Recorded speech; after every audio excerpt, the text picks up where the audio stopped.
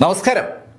ഫോണിലൂടെ സെബാസ്റ്റ്യൻ ബ്ലാക്കിനെ കുറിച്ചുള്ള കാര്യങ്ങൾ കേട്ട് കഴിഞ്ഞതും മാർക്ക് ഫെല്ലർ ഒരു നിമിഷം നിശബ്ദനായി അങ്ങനെ നിന്നു പോവുകയാണ്. മാർക്കിന് ഇന്നീ കാണുന്ന ജീവിതം ബിൽഡ് ചെയ്തതിൽ ഒരു പ്രധാന പങ്ക് വഹിച്ച വ്യക്തി ഓൾഡ് മാസ്റ്റർ സെബാസ്റ്റ്യൻ ബ്ലാക്ക് ആണ്. ആ സെബാസ്റ്റ്യൻ ബ്ലാക്ക് ഇതാ മരണത്തോട് മല്ലടിക്കുന്നു എന്നുള്ള ഇൻഫർമേഷനാണ് മാർക്കിന് കിട്ടിയത്.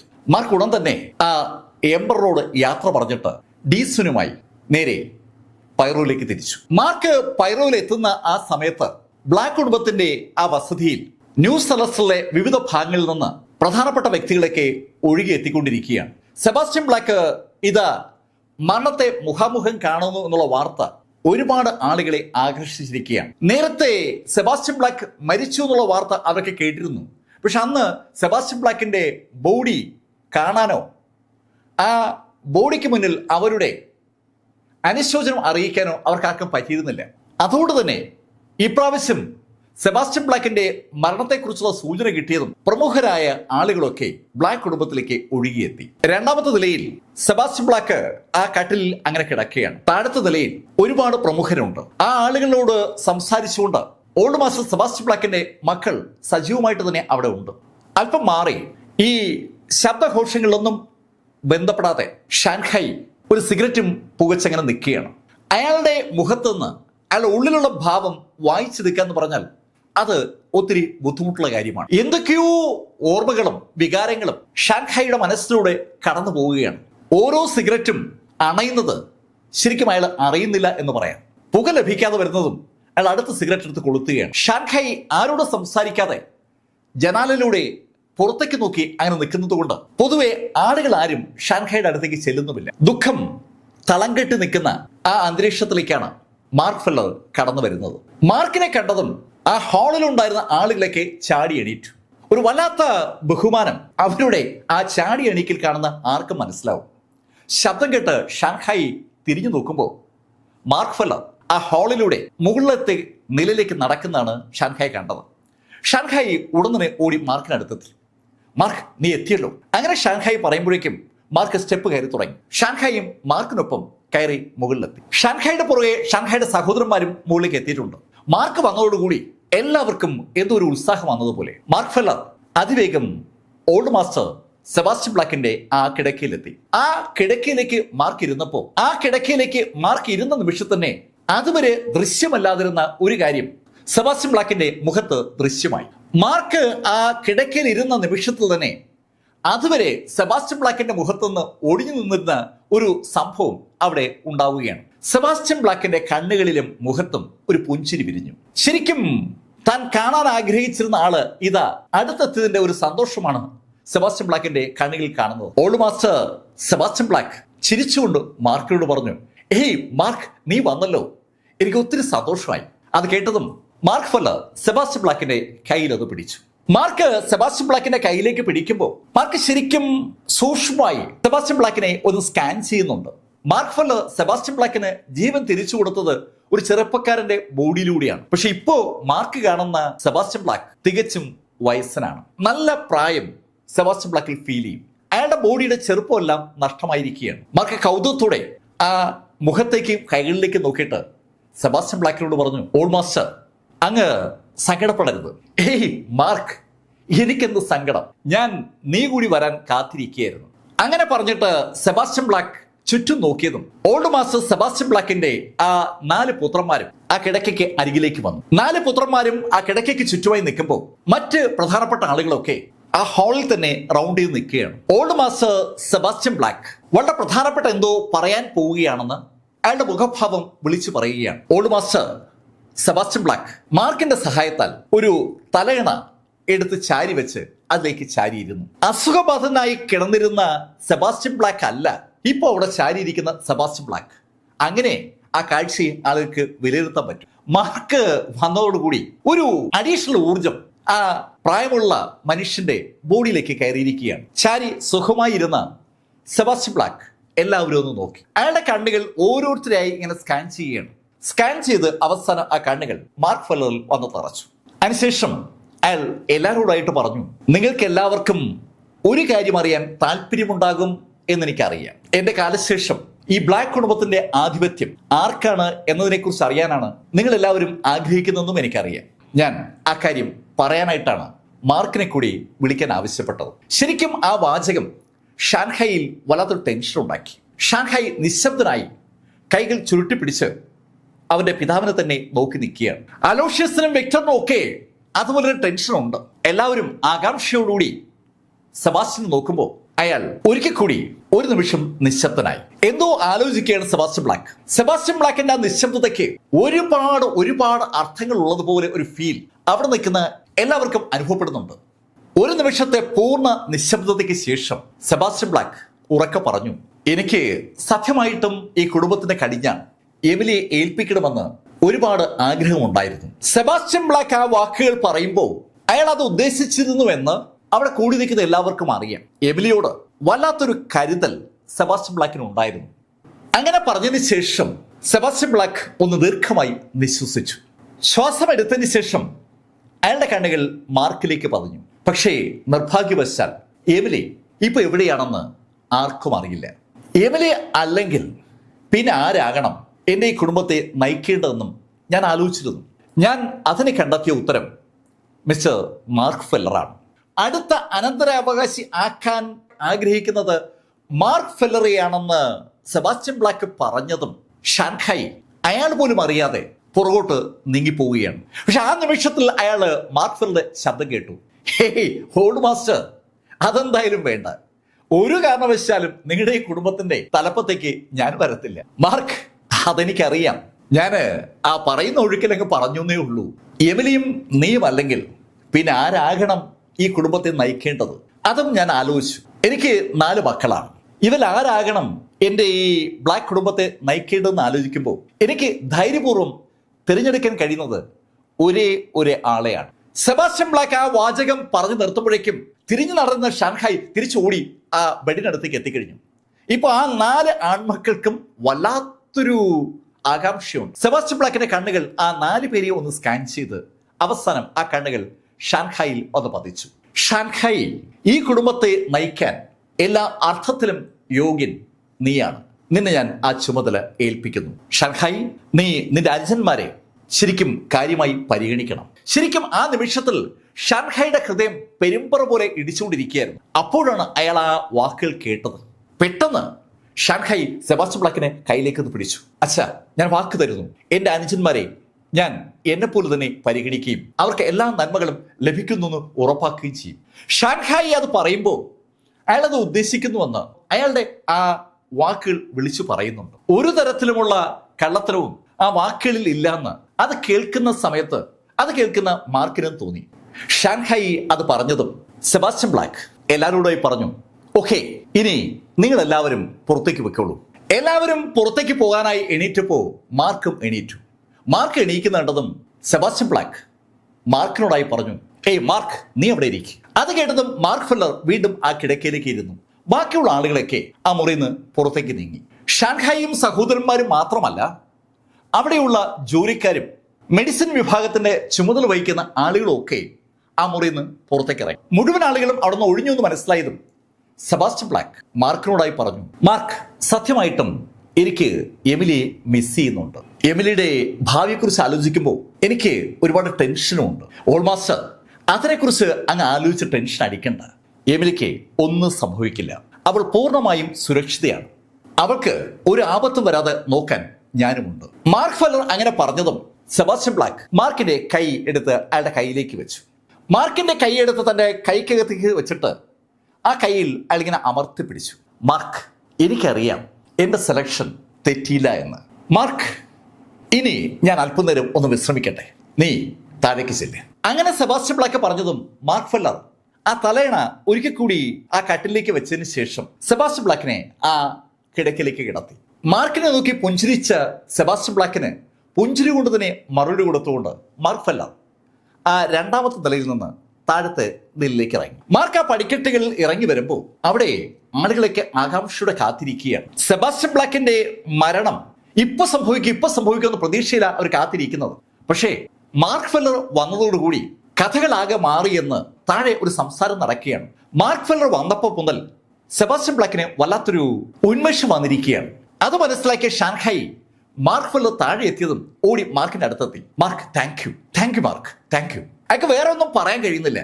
അയാൾ അനവധി തവണ മാർക്കിനോട് താങ്ക്സ് എന്ന് പറയുകയാണ്. അത് കേട്ടതും മാർക്ക് അയാളോട് ചോദിച്ചു, എന്താ ഷാൻഹായി, ബ്ലാക്ക് കുടുംബത്തിന്റെ എല്ലാ അധികാരവും വീണ്ടും തിരിച്ചു കിട്ടിയതിനാണോ എന്നോട് താങ്ക്സ് പറയുന്നത്? മാർക്ക്, അതൊന്നുമല്ല, എനിക്കെന്തോ മാർക്കിനോട് താങ്ക്സ് പറയണമെന്ന് തോന്നുന്നു. ഷാൻഹായി അങ്ങനെ ആരോടെങ്കിലും നന്ദി പറയുന്ന ആളൊന്നുമല്ല. താൻ എല്ലാത്തിനും മുകളിലാണെന്നുള്ള ഒരു ഫീലുള്ള ആളായിരുന്നു ഷാൻഹായി. പക്ഷെ ജീവിതത്തിൽ ആദ്യമായി അയാൾ ഇതാ ഒരുപാട് ആളുകൾ കണ്ടുകൊണ്ട് നിൽക്കേ മാർക്കിനോട് ശരിക്കും ഹൃദയത്തിന്റെ ഭാഷയിൽ നന്ദി പറയുകയാണ്. മാർക്ക് ഷാൻഹായിയുടെ ഷോൾഡറും തട്ടിയിട്ട് ഷാൻഹായിയോട് പറഞ്ഞു, മിസ്റ്റർ ഷാൻഹായി, പഴയതൊക്കെ വിട്ടുകളാ, ഇനി ഒരു പുതു ജീവിതം ബിൽഡ് ചെയ്യണം. ഓൾഡ് മാസ്റ്ററുടെ പ്രതീക്ഷ പോലെ ഈ ബ്ലാക്ക് കുടുംബത്തെ ഈ പൈറോയിലെ നമ്പർ 1 നിലനിർത്താൻ നിങ്ങളാണ് ഏറ്റവും അനുയോജ്യമെന്നുള്ള വിശ്വാസം സത്യത്തിൽ എനിക്കുമുണ്ട്. ഷാൻഹായിയോട് മാർക്ക് ഫെല്ലർ അത് പറയുമ്പോൾ ഷാൻഹായി സന്തോഷത്തോടെ മാർക്ക് ഫെല്ലറുടെ കണ്ണുകൾ തന്നെ അങ്ങനെ നോക്കി. മാർക്ക് ഷാൻഹായിയോട് ചോദിച്ചു, ഷാൻഹായി, എപ്പോഴാണ് നിങ്ങൾക്ക് സത്യത്തിൽ നിങ്ങളുടെ അച്ഛനോട് ഒരു സ്നേഹം തോന്നിയത്? മാർക്ക്, ജിനാവോ ഹോളി റീജിയനിലേക്ക് പോയപ്പോഴാണ് എനിക്ക് യഥാർത്ഥത്തിൽ ഒരു അച്ഛനും മകനും തമ്മിലുള്ള ബന്ധം മിസ്സാകുമ്പോഴുള്ള വിഷമം ഒക്കെ മനസ്സിലായത്. ഷാൻഹായിയുടെ ഏക മകനാണ് ജിനാവോ. ആ ജിനാവോ ഹോളി റീജിയനിലേക്ക് പോയിട്ട് ഒരുപാട് നാളായി. ജിനാവോ മിസ്സായപ്പോഴാണ് അയാൾക്ക് ശരിക്കും സെബാസ്റ്റ്യൻ ബ്ലാക്ക് എന്ന അച്ഛനോട് വല്ലാത്തൊരു ഇഷ്ടം തോന്നി തുടങ്ങിയത്. അയാളുടെ അച്ഛന് മകനായ തന്നെയും മറ്റ് മക്കളെയും എത്രത്തോളം ഇഷ്ടമുണ്ടായിരുന്നു എന്നതിൻ്റെ ഒരു സൂചന ആദ്യമായി ഷാൻഹായിക്ക് അനുഭവപ്പെടുന്നത് അപ്പോഴാണ്. ഷാൻഹായി അത് പറഞ്ഞതും മാർക്ക് ഫെല്ലർ ഷാൻഹായിയുടെ ഷോൾഡറിൽ വെറുതെ തട്ടി. ഈ സമയത്ത് അവിടെ കൂടി നിൽക്കുന്ന ആളുകളൊക്കെ വല്ലാതെ അക്ഷമയോടുകൂടി വാച്ചിലേക്ക് നോക്കുന്നുണ്ട്. അവര് അവിടെ എത്തിയിട്ട് കുറെ നേരമായി. പലരും രാവിലെ എത്തിയവരാണ്. ഇപ്പോ സന്ധ്യ കഴിഞ്ഞിരിക്കുകയാണ്. സെബാസ്റ്റ്യൻ ബ്ലാക്കിന്റെ മരണം എപ്പോ സംഭവിക്കും എന്നതിനെ കുറിച്ച് ആലോചിച്ച് ആളുകൾ അങ്ങനെ ടെൻഷൻ അടിച്ചിരിക്കുമ്പോഴാണ് മുകളിൽ നിന്ന് ഒരു ശബ്ദം കേട്ടത്. 2ാമത്തെ നിലയുടെ ബാൽക്കണിയിൽ നിന്നും. ഹലോ, നിങ്ങൾക്ക് എല്ലാവർക്കും ഇവിടെ സപ്പറൊന്നും അറേഞ്ച് ചെയ്തിട്ടില്ല. നിങ്ങള് പോയിട്ട് പിന്നീട് എപ്പോഴെങ്കിലും വാ. ആരുടെ മരണം കാത്താണോ അവരവിടെ എത്തിയത് ആ ആള് തന്നെ 2ാമത്തെ നിലയുടെ ബാൽക്കണിയിൽ നിന്ന് അങ്ങനെ പറഞ്ഞപ്പോ സകല ആളുകളും അറിയാതെ എണീറ്റ് പോവുകയാണ്. സെബാസ്റ്റ്യൻ ബ്ലാക്ക് വളരെ ചുറുചുറുക്കോടെ മുകളിൽ നിൽക്കുകയാണ്. എല്ലാവരും സെബാസ്റ്റ്യൻ ബ്ലാക്കിനെ വണങ്ങി സാവധാനം അവിടുന്ന് പുറത്തേക്ക് നീങ്ങി. ആ കാഴ്ച കണ്ടുകൊണ്ട് നിൽക്കുന്ന ഷാൻഹായും അലോഷ്യസും വിക്ടർ ഉൾപ്പെടെയുള്ള ആളുകളും സാവധാനം അവിടുന്ന് പുറത്തേക്ക് നീങ്ങി. പുറത്തേക്ക് ഇറങ്ങുമ്പോൾ ഷാൻഹായി മാർക്കിനോട് പറഞ്ഞു, മാർക്ക്, എന്തെങ്കിലും ആവശ്യമുണ്ടെങ്കിൽ എന്നെ വിളിക്കണം.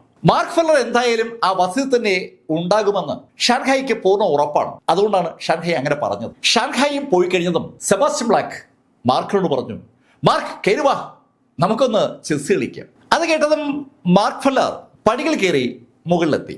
ഓൾഡ് മാസ്റ്ററും മാർക്കും കൂടി സാധാരണ ചെസ് കളിക്കുന്ന ആ സോഫയുടെ അടുത്തേക്ക് വന്നു. അവിടെ ടേബിളിന്റെ പുറത്ത് ചെസ് ബോർഡ് ഇരിപ്പുണ്ട്. മാർക്ക് തന്നെ ആ ചെസ് ബോർഡിൽ കരിക്കളൊക്കെ അറേഞ്ച് ചെയ്തു. കരിക്കളെല്ലാം അറേഞ്ച് ചെയ്ത് കഴിഞ്ഞതും വെള്ളക്കരിക്കൾ ഓൾഡ് മാസ്റ്റർ നേരെ മാർക്ക് നീക്കി വെച്ചു. അതിനുശേഷം മാർക്ക് ഓൾഡ് മാസ്റ്ററോട് പറഞ്ഞു, ഓൾഡ് മാസ്റ്റർ, ആദ്യത്തെ നീക്കം അങ്ങ് തന്നെ നടത്തണം. Mark, thank you.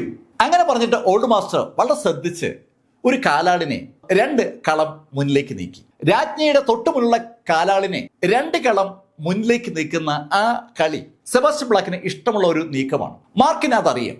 മാർക്കും സ്വാഭാവികമായും അതനുസരിച്ച് കാലാള് നീക്കി. പതുക്കെ പതുക്കെ അവർ 2 പേരും തമ്മിലുള്ള ആ കളി എങ്ങനെ സജീവമായി വരികയാണ്. അതിനിടയിൽ സെബാസ്റ്റ്യൻ ബ്ലാക്ക് മാർക്കിനോട് ചോദിച്ചു, മാർക്ക്, എന്തിനാ ഞാൻ ഷാൻഹായിയെ തന്നെ അനന്തരാവകാശിയാക്കിയതെന്ന് നിനക്കറിയാമോ?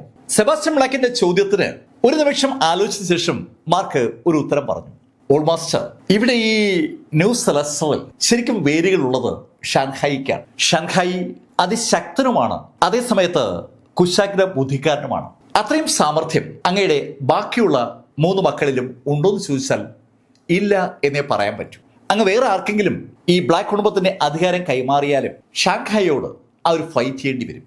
ആ ഫൈറ്റിൽ അവർ ഷാൻഹായിയെ തോൽപ്പിക്കുമെന്ന് ഒരു ഉറപ്പുമില്ല. അതുകൊണ്ടല്ലേ അങ്ങ് ഷാൻഹായിക്ക് തന്നെ ഈ അധികാരം കൈമാറിയത്? ഹേയ് മാർക്ക്, നീ ആ പഴയ കുട്ടിയേ അല്ല. നീ ഒരുപാട് വളർന്നിരിക്കുന്നു. 3 കൊല്ലങ്ങൾക്ക് മുമ്പ് ഞാൻ നിന്നെ കാണുമ്പോൾ നീ ഒരു നാട്ടിൻപുറത്തുകാരനാണ്. ഇപ്പോ അങ്ങനെയൊന്നുമല്ല. കോർപ്പറേറ്റ് ലോകത്തെ കളികൾ പോലും നിനക്ക് നന്നായി മനസ്സിലാകുന്നുണ്ട്. എന്തായാലും എനിക്ക് ഒത്തിരി സന്തോഷമായി. അങ്ങനെ പറയുമ്പോഴേക്കും സെബാസ്റ്റ്യൻ ബ്ലാക്ക് ആ കളിയിൽ ജയിക്കുകയും ചെയ്തു. കളി ജയിച്ചു കഴിഞ്ഞതും സെബാസ്റ്റ്യൻ ബ്ലാക്കിന് ഭയങ്കര സന്തോഷം. ചിരിച്ചുകൊണ്ട് ഓൾഡ് മാസ്റ്റർ സെബാസ്റ്റ്യൻ ബ്ലാക്ക് മാർക്കിനോട് പറഞ്ഞു, മാർക്ക് ഞാൻ ഇനി ഒന്ന് കിടക്കട്ടെ. മാർക്ക് ഉടൻ തന്നെ സെബാസ്റ്റ്യൻ ബ്ലാക്കിനെയും കൊണ്ട് ആ ബെഡ്റൂമിലേക്ക് വന്നു. ബെഡ്റൂമിൽ കിടക്കയിൽ സെബാസ്റ്റ്യൻ ബ്ലാക്ക് തല നിവർത്തി അങ്ങനെ കിടന്നിട്ട് മാർക്ക് നോക്കി ഒന്ന് പുഞ്ചിരിച്ചു. മാർക്ക് ഞാൻ ഒറ്റയ്ക്ക് കിടക്കാൻ ആഗ്രഹിക്കുകയാണ്. അത് കേട്ടതും മാർക്ക് അവിടുന്ന് പുറത്തിറങ്ങി സെബാസ്റ്റ്യൻ ബ്ലാക്കിന്റെ മുറിയിലേക്ക് നടന്നു. സെബാസ്റ്റ്യൻ ബ്ലാക്കിന്റെ ഒഫീഷ്യൽ ആക്ടിവിറ്റീസ് ഒക്കെ നടക്കുന്ന ആ മുറിയിലേക്കാണ് മാർക്ക് ഫെല്ലർ എത്തിയത്. അവിടെ സെബാസ്റ്റ്യൻ ബ്ലാക്ക് ഇരിക്കുന്ന ഒരു സോഫയുണ്ട്. മാർക്ക് അദ്ദേഹത്തെ കാണുമ്പോഴൊക്കെ ആ സോഫയിലാണ് സെബാസ്റ്റ്യൻ ബ്ലാക്ക് ഇരിക്കുക. Mark old master Sebastian black ഇരിക്കുന്ന അതേ കസേരയിൽ വന്നങ്ങനെ ഇരുന്നു. മാർക്ക് അതിലെങ്ങനെ ചാരി ഇരിക്കുകയാണ്. ഈ സമയത്ത് ഒരുപാട് കാര്യങ്ങൾ മാർക്കിന്റെ മനസ്സിലൂടെ ഇങ്ങനെ കടന്നു പോവുകയാണ്. ഓൾഡ് മാസ്റ്റർക്ക് ഏറ്റവും പ്രിയപ്പെട്ടത് ഈ ഭൂമിയിൽ എന്താണെന്ന് ചോദിച്ചാൽ കണ്ണുമടച്ചുകൊണ്ട് ആരും ഒരു ഉത്തരം പറയും, അത് എമിലി എന്നാണ്. ആ എമിലി ബ്ലാക്ക് അവളുടെ മുത്തച്ഛനെ കാണാൻ വരുമോ? ആ ഒരു ചോദ്യമാണ് ആ നിമിഷത്തിൽ മാർക്കിന്റെ മനസ്സിലൂടെ കടന്നു വന്നത്. എമിലി അവളുടെ മുത്തച്ഛന് സുഖമില്ലാത്ത കാര്യം അറിഞ്ഞു കാണുമോ? എമിലി വരുമോ? പലതരം ചോദ്യങ്ങൾ മാർക്കിന്റെ മനസ്സിലോട്ട് ഇങ്ങനെ വരികയാണ്. മാർക്ക് അതിനെക്കുറിച്ച് ആലോചിച്ചിരുന്നപ്പോ മാർക്കിന്റെ മനസ്സിലേക്ക് ഹോളി റീജിയനിൽ കയറി വരികയാണ്. ഹോളി റീജിയനിലേക്ക് എങ്ങനെ പോകും?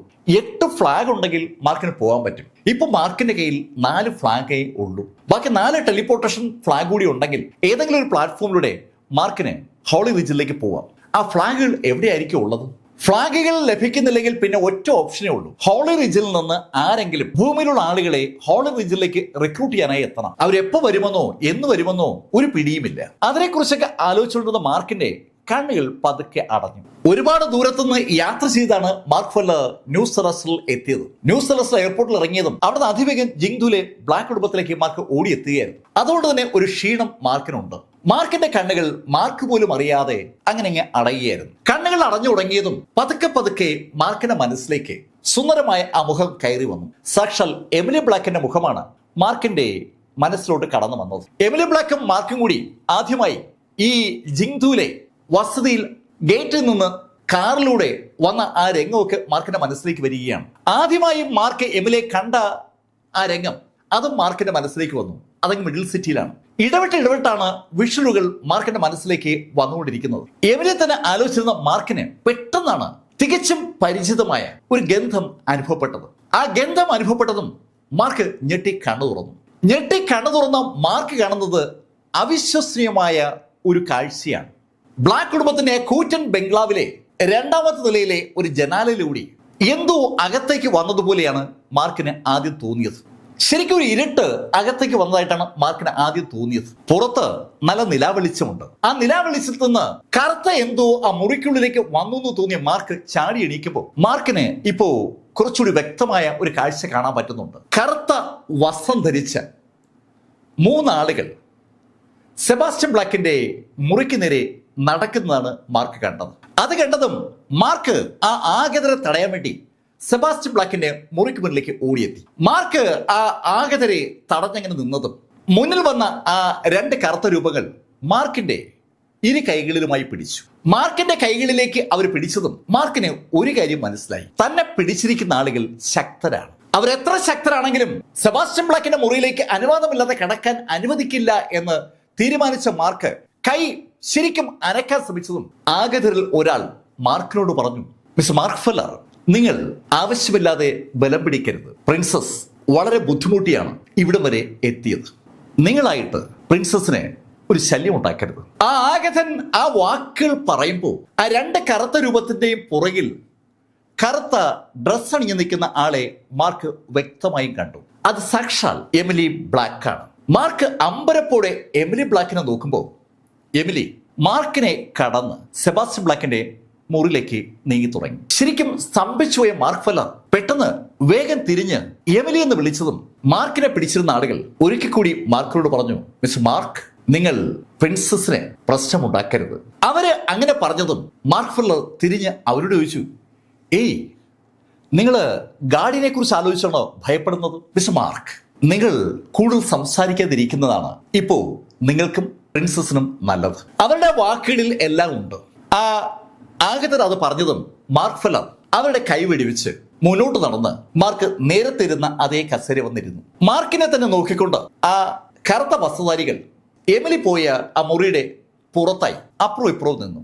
അകത്തുള്ള എമിലി ബ്ലാക്കിന് അവർ കാവൽ നിൽക്കുകയാണെന്ന് വ്യക്തം. മാർക്ക് ഫെല്ലർ അയാൾ ഇരിക്കുന്ന കസേര ഇരുന്നുകൊണ്ട് തന്നെ അകത്തേക്ക് നോക്കുകയാണ്. പക്ഷെ മാർക്കിന് അകത്ത് എന്താണ് നടക്കുന്നതെന്ന് കാണാൻ പറ്റുന്നില്ല. ഏകദേശം അരമണിക്കൂറെങ്കിലും മാർക്ക് ഫെല്ലർ അവിടെ അങ്ങനെ ഇരുന്ന് കാണും. അരമണിക്കൂറായതും ആ മുറിയുടെ വാതിൽ തുറന്ന് സാക്ഷാൽ എമിലി ബ്ലാക്ക് പുറത്തേക്ക് വന്നു. അവൾ മാർക്കിനെ ഒന്ന് നോക്കിയിട്ട് അതിവേഗം അവർ വന്ന് ജനാലയ്ക്ക് അടുത്തേക്ക് നീങ്ങി. എന്താണ് സംഭവിക്കുന്നതെന്ന് മാർക്കിന് മനസ്സിലാകും മുമ്പ് എമിലി ബ്ലാക്കും അവൾക്കൊപ്പമുള്ള ആ രണ്ട് രൂപങ്ങളും ആ ജനാലിലൂടെ പുറത്തേക്ക് ജമ്പ് ചെയ്ത് കഴിഞ്ഞിരുന്നു. മാർക്ക് ഓടി ആ ജനാലയ്ക്ക് എത്തപ്പോൾ പുറത്ത് ആരുമില്ല. അവർ എങ്ങോട്ടോ അപ്രത്യക്ഷമായിരിക്കുകയാണ്. ആൾമൈറ്റി ലെവലിലുള്ള ആളുകളാണ് മാർക്കിനെ തടുത്തതെന്നുള്ള കാര്യത്തിൽ മാർക്ക് സംശയമൊന്നുമില്ല. മാർക്കിന്റെ ഹൃദയം പടപട ഇടിച്ചു തുടങ്ങി. എത്രയോ കാലങ്ങൾക്ക് ശേഷമാണ് മാർക്ക് ഫെല്ലർ എമിലി ബ്ലാക്കിനെ നേരിൽ കാണുന്നത്. എന്നിട്ടും എമിലി എന്താ തന്നോട് ഒന്നും മിണ്ടാതെ പോയത്? എമിലി ഹോളി റിജിൽ നിന്ന് ഇവിടെ ഈ ഭൂമിയിലേക്ക് വന്നത് ഏതെങ്കിലും നിയമം തെറ്റിച്ചിട്ടാണോ? അവൾ ആരെങ്കിലും ഭയക്കുന്നുണ്ടോ? ഗാർഡിയൻ അവളെ ശിക്ഷിക്കുമെന്ന് അവൾ പേടിക്കുകയാണോ? ഒരുപാട് ചോദ്യങ്ങൾ മാർക്ക് ഫെല്ലറുടെ മനസ്സിലേക്ക് കടന്നു വരികയാണ്. ആ സംശയങ്ങളോടെ ആ ജനാലിലൂടെ പുറത്തേക്ക് നോക്കിയ മാർക്കിന് പെട്ടെന്നാണ് സെബാസ്റ്റ്യൻ ബ്ലാക്കിനെ കുറിച്ച് ഓർമ്മ വന്നത്. മാർക്ക് ഓടി സെബാസ്റ്റ്യൻ ബ്ലാക്കിന്റെ മുറിയിലേക്ക് കയറി. ആ മുറിയുടെ വാതിലിൽ നിന്ന് സെബാസ്റ്റ്യൻ ബ്ലാക്കിന്റെ കിടക്കക്കരിയിലേക്ക് മാർക്കിന് എത്താൻ കണ്ണടച്ച് തുറക്കുന്ന സമയം പോലും വേണ്ടി വന്നില്ല. ഓടി കട്ടിലെടുത്തെത്തിയ മാർക്ക് ആ നിമിഷത്തിൽ ആ കാര്യം മനസ്സിലാക്കുകയാണ്. സെബാസ്റ്റ്യൻ ബ്ലാക്ക് മരിച്ചു. സെബാസ്റ്റ്യൻ ബ്ലാക്കിന്റെ മുഖത്ത് ശരിക്കും സന്തോഷകരമായ ഒരു പുഞ്ചിരി വളരെ പ്രകടമാണ്. അയാൾ ചിരിച്ചുകൊണ്ട് മരിച്ചിരിക്കുകയാണ്. ഈ ഭൂമിയിൽ ഏറ്റവും സന്തോഷവാൻ താനാണെന്ന് ലോകത്തോട് സെബാസ്റ്റ്യൻ ബ്ലാക്ക് വിളിച്ചു പറയുന്ന ഒരു കാഴ്ചയാണ് നമ്മൾ ആ കിടക്കെ കാണുന്നത്. പുഞ്ചിരിച്ചുകൊണ്ട് അങ്ങനെ കിടക്കുന്ന സെബാസ്റ്റ്യൻ ബ്ലാക്ക് ഒരു വല്ലാത്ത കാഴ്ച തന്നെയാണ്. മാർക്ക് ഉടൻ തന്നെ ഷാൻഖായിയോട് കാര്യം പറഞ്ഞു. ഷാൻഖായിയോട് കാര്യം പറഞ്ഞതിന് ശേഷം മാർക്ക് ഫെല്ലർ സെബാസ്റ്റ്യൻ ബ്ലാക്കിനടുത്ത് ആ കട്ടിൽ തന്നെ അങ്ങനെ ഇരിപ്പൊടിച്ചു. മാർക്ക് സെബാസ്റ്റ്യൻ ബ്ലാക്കിന്റെ മുഖത്ത് തന്നെ അങ്ങനെ നോക്കിയിരിക്കുകയാണ്. ആ രീതിയിൽ സെബാസ്റ്റ്യൻ ബ്ലാക്കിനെ കാണുന്ന ആരും അദ്ദേഹത്തിന്റെ മുഖത്തേക്ക് അറിയാതെ നോക്കിപ്പോകും. വളരെ ശാന്തമായ മുഖം, അതേസമയത്ത് അവാച്യമായ ഒരു പുഞ്ചിരി ആ മുഖത്തുണ്ട്. ഈ ഭൂമിയിൽ എല്ലാം താൻ നേടിയെന്ന് പറയാതെ പറയുന്ന ഒരു പുഞ്ചിരി. ആ പുഞ്ചിരിയുടെ അർത്ഥത്തെക്കുറിച്ച് ആലോചിച്ചുകൊണ്ട് മാർക്ക് അദ്ദേഹത്തെ തന്നെ അങ്ങനെ നോക്കിയിരിക്കുമ്പോൾ ഷാൻഖായും തൊട്ടുപുറകെ അലോഷ്യസും അവിടേക്ക് വന്നു. പെട്ടെന്നാണ് ആളുകളെല്ലാം ഓടിയെത്തുന്നത്. ഷാൻഖായും ബന്ധുക്കളും സ്ഥലത്തെത്തിയതും മാർക്ക് ഫെല്ലർ ഷാൻഖായോട് ചോദിച്ചു, ഷാൻഖായി എങ്ങനെയാണ് കാര്യങ്ങൾ? മാർക്ക് ഈ നിമിഷം മുതൽ ചടങ്ങുകൾ ആരംഭിക്കുകയാണ്. ഷാൻഖായി എന്ന സൂപ്പർ ഓർഗനൈസർ എന്താണെന്ന് മാർക്ക് ഫെല്ലർ അറിയുന്നത് ആ നിമിഷം മുതലാണ്. രാത്രിയെ പകലാക്കി മാറ്റിക്കൊണ്ട് ആ ബ്ലാക്ക് കുടുംബത്തിന്റെ വസതി പെട്ടെന്ന് തന്നെ ഒരു മഹാ സമ്മേളനത്തിന് വേദിയാകുന്ന പോലെ മറിയുകയാണ്. ന്യൂസ് സെലസ്റ്റിലെ എല്ലാ പ്രമുഖരും ആ രാത്രി തന്നെ സെബാസ്റ്റ്യൻ ബ്ലാക്കിന്റെ മരണവിവരം അറിഞ്ഞു. മരണവിവരം അറിഞ്ഞതും ആളുകൾ ബ്ലാക്ക് കുടുംബത്തിലേക്ക് അങ്ങനെ ഒഴുകുകയാണ്. അവിടേക്ക് ഒഴുകിയെത്തിയ ആളുകളുടെ കൂട്ടത്തിൽ സാക്ഷാൽ ലാരി ഹോംസും സെക്രട്ടറി ലീപ്പിംഗ് ഒക്കെ ഉണ്ട്. പ്രമുഖരായിട്ടുള്ള ആളുകളൊക്കെ എത്തിയിട്ടുണ്ട്. ധാരാളം മന്ത്രിമാർ എത്തിയിട്ടുണ്ട്. ബിസിനസ് മാഗ്നറ്റുകളുണ്ട്. മാർഷൽ ആർട്സ് മേഖലയുമായി ബന്ധപ്പെട്ട ആളുകളുണ്ട്. എന്ന് വേണ്ട സമൂഹത്തിൽ ചിരപ്രതിഷ്ഠ നേടിയ എന്റർടൈൻമെന്റ് മേഖലയിലെ ഒരുപാട് ആളുകളും അവിടേക്ക് വന്നിരിക്കുകയാണ്. ഷാൻഖായിക്ക് വലിയൊരു എന്റർടൈൻമെന്റ് ഇൻഡസ്ട്രി ഉണ്ട്. അതിനെ പ്രതിനിധീകരിച്ച് ആളുകൾ വരുമ്പോൾ അതിൻ്റെതായ ഒരു ഓളും അവിടെ ഉണ്ടാകുന്നുണ്ട്. എല്ലാവരും പുഞ്ചിരിച്ച് കിടക്കുന്ന സെബാസ്റ്റ്യൻ ബ്ലാക്കിന്റെ മുഖത്ത് അറിയാതെ അല്പനേരം നോക്കി നിന്ന് പോവുകയാണ്. മരണം ഇത്രയേറെ ആസ്വദിച്ച് ഒരാൾ മരിക്കുന്നത് വളരെ അപൂർവമായിട്ടാണ്. അങ്ങനെ ഒരു ചിന്തയാണ് ആളുകളുടെ മനസ്സിലേക്ക് സെബാസ്റ്റ്യൻ ബ്ലാക്കിന്റെ ആ മുഖം കൊണ്ടുവന്നത്. എല്ലാ ചടങ്ങുകളും കഴിഞ്ഞ് സമയം ഏകദേശം ഒരു 4 മണിയാകാറായി. ആ സമയത്ത് മാർക്ക് ഫെല്ലർ ബിൽഡിങ്ങിൽ നിന്ന് പുറത്തിറങ്ങി പൂന്തോട്ടത്തിലൂടെ നടക്കുകയായിരുന്നു. അപ്പോഴാണ് മാർക്കിന്റെ തൊട്ടുപുറകിൽ ആരും എത്തിയതായി മാർക്കിന് തോന്നിയത്. തിരിയുമ്പോൾ മാർക്ക് കണ്ടത് തലേ ദിവസം രാത്രി മാർക്ക് എമിലി ബ്ലാക്കിനൊപ്പം കണ്ട ആ 2 കറുത്ത വസ്ത്രധാരികളെയാണ്. അവർ മാർക്കിനോട് പറഞ്ഞു, മാർക്ക് ഞങ്ങൾക്കൊപ്പം വാ. മാർക്കിന്റെ കയ്യിലേക്ക് പിടിച്ച അവർ അതിവേഗം ആ പൂന്തോട്ടത്തിൽ കൂടി മുന്നോട്ട് നടക്കുകയാണ്. പൂന്തോട്ടത്തിൽ കൂടി മുന്നോട്ട് നടന്ന അവർ എപ്പോഴാണ് ആകാശത്തേക്ക് ഉയർന്നതെന്ന് ചോദിച്ചാൽ മാർക്കിനെ അറിയില്ല എന്നാണ് സത്യം. ശരിക്കും മാർക്കിനെ അവർ പൊക്കിയെടുക്കുകയായിരുന്നു. പൊക്കിയെടുത്ത അവർ മാർക്കിനെയും കൊണ്ട് അതീവ വേഗതയിൽ ഒത്തിരി ദൂരം കവർ ചെയ്തു. അവരുടെ കവറിംഗ് രീതി മാർക്കിനെ തെല്ലെന്നുമല്ല അമ്പരപ്പിച്ചത്. മാർക്ക് വളരെ വ്യക്തമായി പല കാര്യങ്ങളും കാണുന്നുണ്ട്. അവർ ഒരേ സ്ഥലത്തു കൂടി തന്നെ പലതവണ കടന്നുപോയതായി മാർക്ക് കണ്ടു. ശരിക്കും അവരുടെ യാത്ര ഒരു സർക്കിൾ രീതിയിലാണ്. ഒരു വട്ടം കംപ്ലീറ്റ് ചെയ്യുന്നു, രണ്ടാമത്തെ വട്ടം കംപ്ലീറ്റ് ചെയ്യുന്നു, മൂന്നാമത്തെ വട്ടം കംപ്ലീറ്റ് ചെയ്യുന്നു. കംപ്ലീറ്റ് ചെയ്യുന്നതനുസരിച്ച് അവരുടെ വട്ടത്തിന്റെ വലുപ്പം കൂടി വരികയാണ്. അവര് ആരെയോ കബളിപ്പിക്കാനായിട്ടുള്ള എന്തോ ഒരു തന്ത്രം ഒരുക്കുകയാണെന്ന് അവരുടെ രീതി കണ്ടപ്പോൾ മാർക്കിന് തോന്നി. മാർക്ക് അവരുടെ കൂടുതലൊന്നും ചോദിച്ചില്ല. അല്പസമയം കഴിഞ്ഞതും അവർ ഒരു കാടിന് സമീപമെത്തി. കുറച്ചുകൂടെ കഴിഞ്ഞതും അവര് കാടിന് ഉള്ളിലേക്ക് കടന്നു. അതിവേഗതയിലാണ് മാർക്കിനെയും കൊണ്ട് അവന്മാർ ആകാശത്തോടെ നീങ്ങിയെന്ന് പറയാം. മാർക്കിന്റെ ശരീരത്തിൽ സ്പിരിച്വൽ എനർജിയുടെ സാന്നിധ്യം ലവലേശം ഇല്ലാത്തത് കൊണ്ട് മാർക്ക് ഒരിക്കലും അതുപോലെ ആകാശത്തോടെ ചലിക്കാൻ പറ്റില്ല. എന്നാൽ അവർക്ക് അത് വളരെ എളുപ്പം പറ്റുമെന്ന് അവരുടെ ആ ആക്ടിവിറ്റി വിളിച്ചു പറയുകയാണ്. മാർക്ക് ഫെല്ലറും ആ രണ്ടാളുകളും കാടിന്റെ നടുവിൽ ലേശം ഒഴിഞ്ഞ ഒരു സ്ഥലത്ത് എത്തി. അവിടെ എത്തിയതും മാർക്കിനെ തറയിൽ നിർത്തിയ ആ ആളുകൾ അവരുടെ കൈ ആകാശത്ത് വെറുതെ ഉയർത്തി. തൊട്ടു മുന്നിൽ കൈ ഉയർത്തി അവർ ആ കൈ ഒന്ന് അനക്കിയതും അവിടെ പെട്ടെന്നാണ് ഒരു വാതിൽ പ്രത്യക്ഷപ്പെട്ടത്. ആ വാതിൽ പ്രത്യക്ഷപ്പെട്ടതും കറുത്ത വസ്ത്രധാരികൾ മാർക്കിനോട് പറഞ്ഞു, മാർക്ക് അകത്ത് കയറി. ഒരു ചോദ്യം ചോദിക്കാതെ മാർക്ക് ഫെല്ലർ ആ വാതിലൂടെ ഉടൻ അകത്ത് കടന്നു. തൊട്ടുപുറകെ അവന്മാരും അകത്ത് കയറി. ഉടനെ ആ വാതിലങ്ങ് അടയുകയും ചെയ്തു. ഒരു മിസ്റ്റിക് വേൾഡിനകത്തേക്കാണ് മാർക്ക് ഫെല്ലർ കയറിയിരിക്കുന്നത്. വലിയ വലിപ്പമൊന്നുമുള്ള മിസ്റ്റിക് വേൾഡ് അല്ല.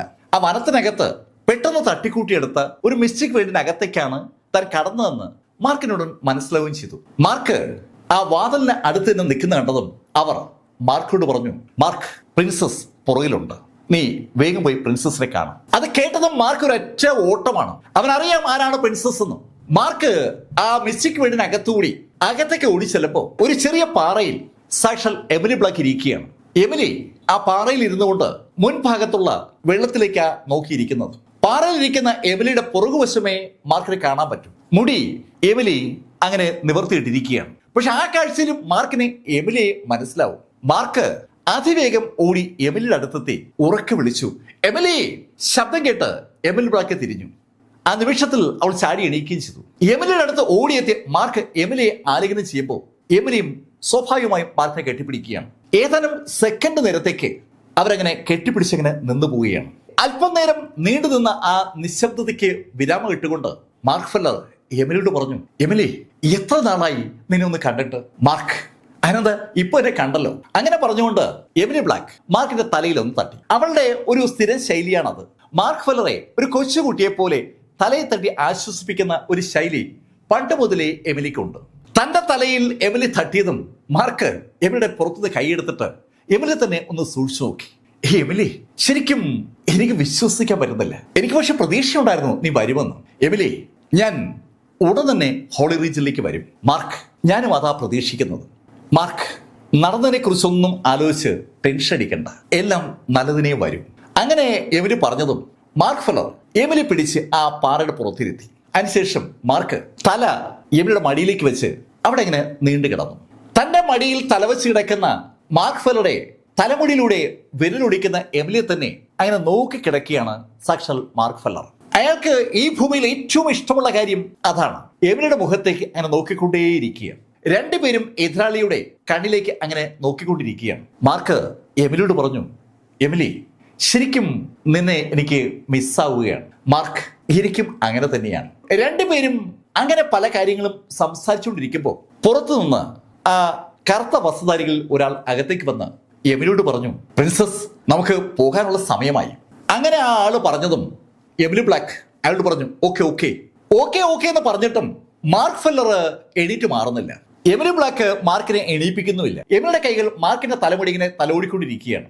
ശരിക്കും ഒരു വല്ലാത്തൊരു അടുപ്പം അവർ തമ്മിലുണ്ട്. ആ കാഴ്ച കണ്ട ആ കറുത്ത വസ്ത്രധാരി ഒരിക്കൽ കൂടി എമിലിയോട് പറഞ്ഞു, പ്രിൻസസ്, സമയം വളരെയേറെ അതിക്രമിച്ചിരിക്കുന്നു. അങ്ങനെ പറഞ്ഞിട്ട് അയാൾ മാർക്കിനോട് പറഞ്ഞു, മാർക്ക്, സമയം അതിക്രമിച്ചാൽ പിന്നെ നമുക്ക് ആർക്കും ഒന്നും ചെയ്യാൻ കഴിയില്ല.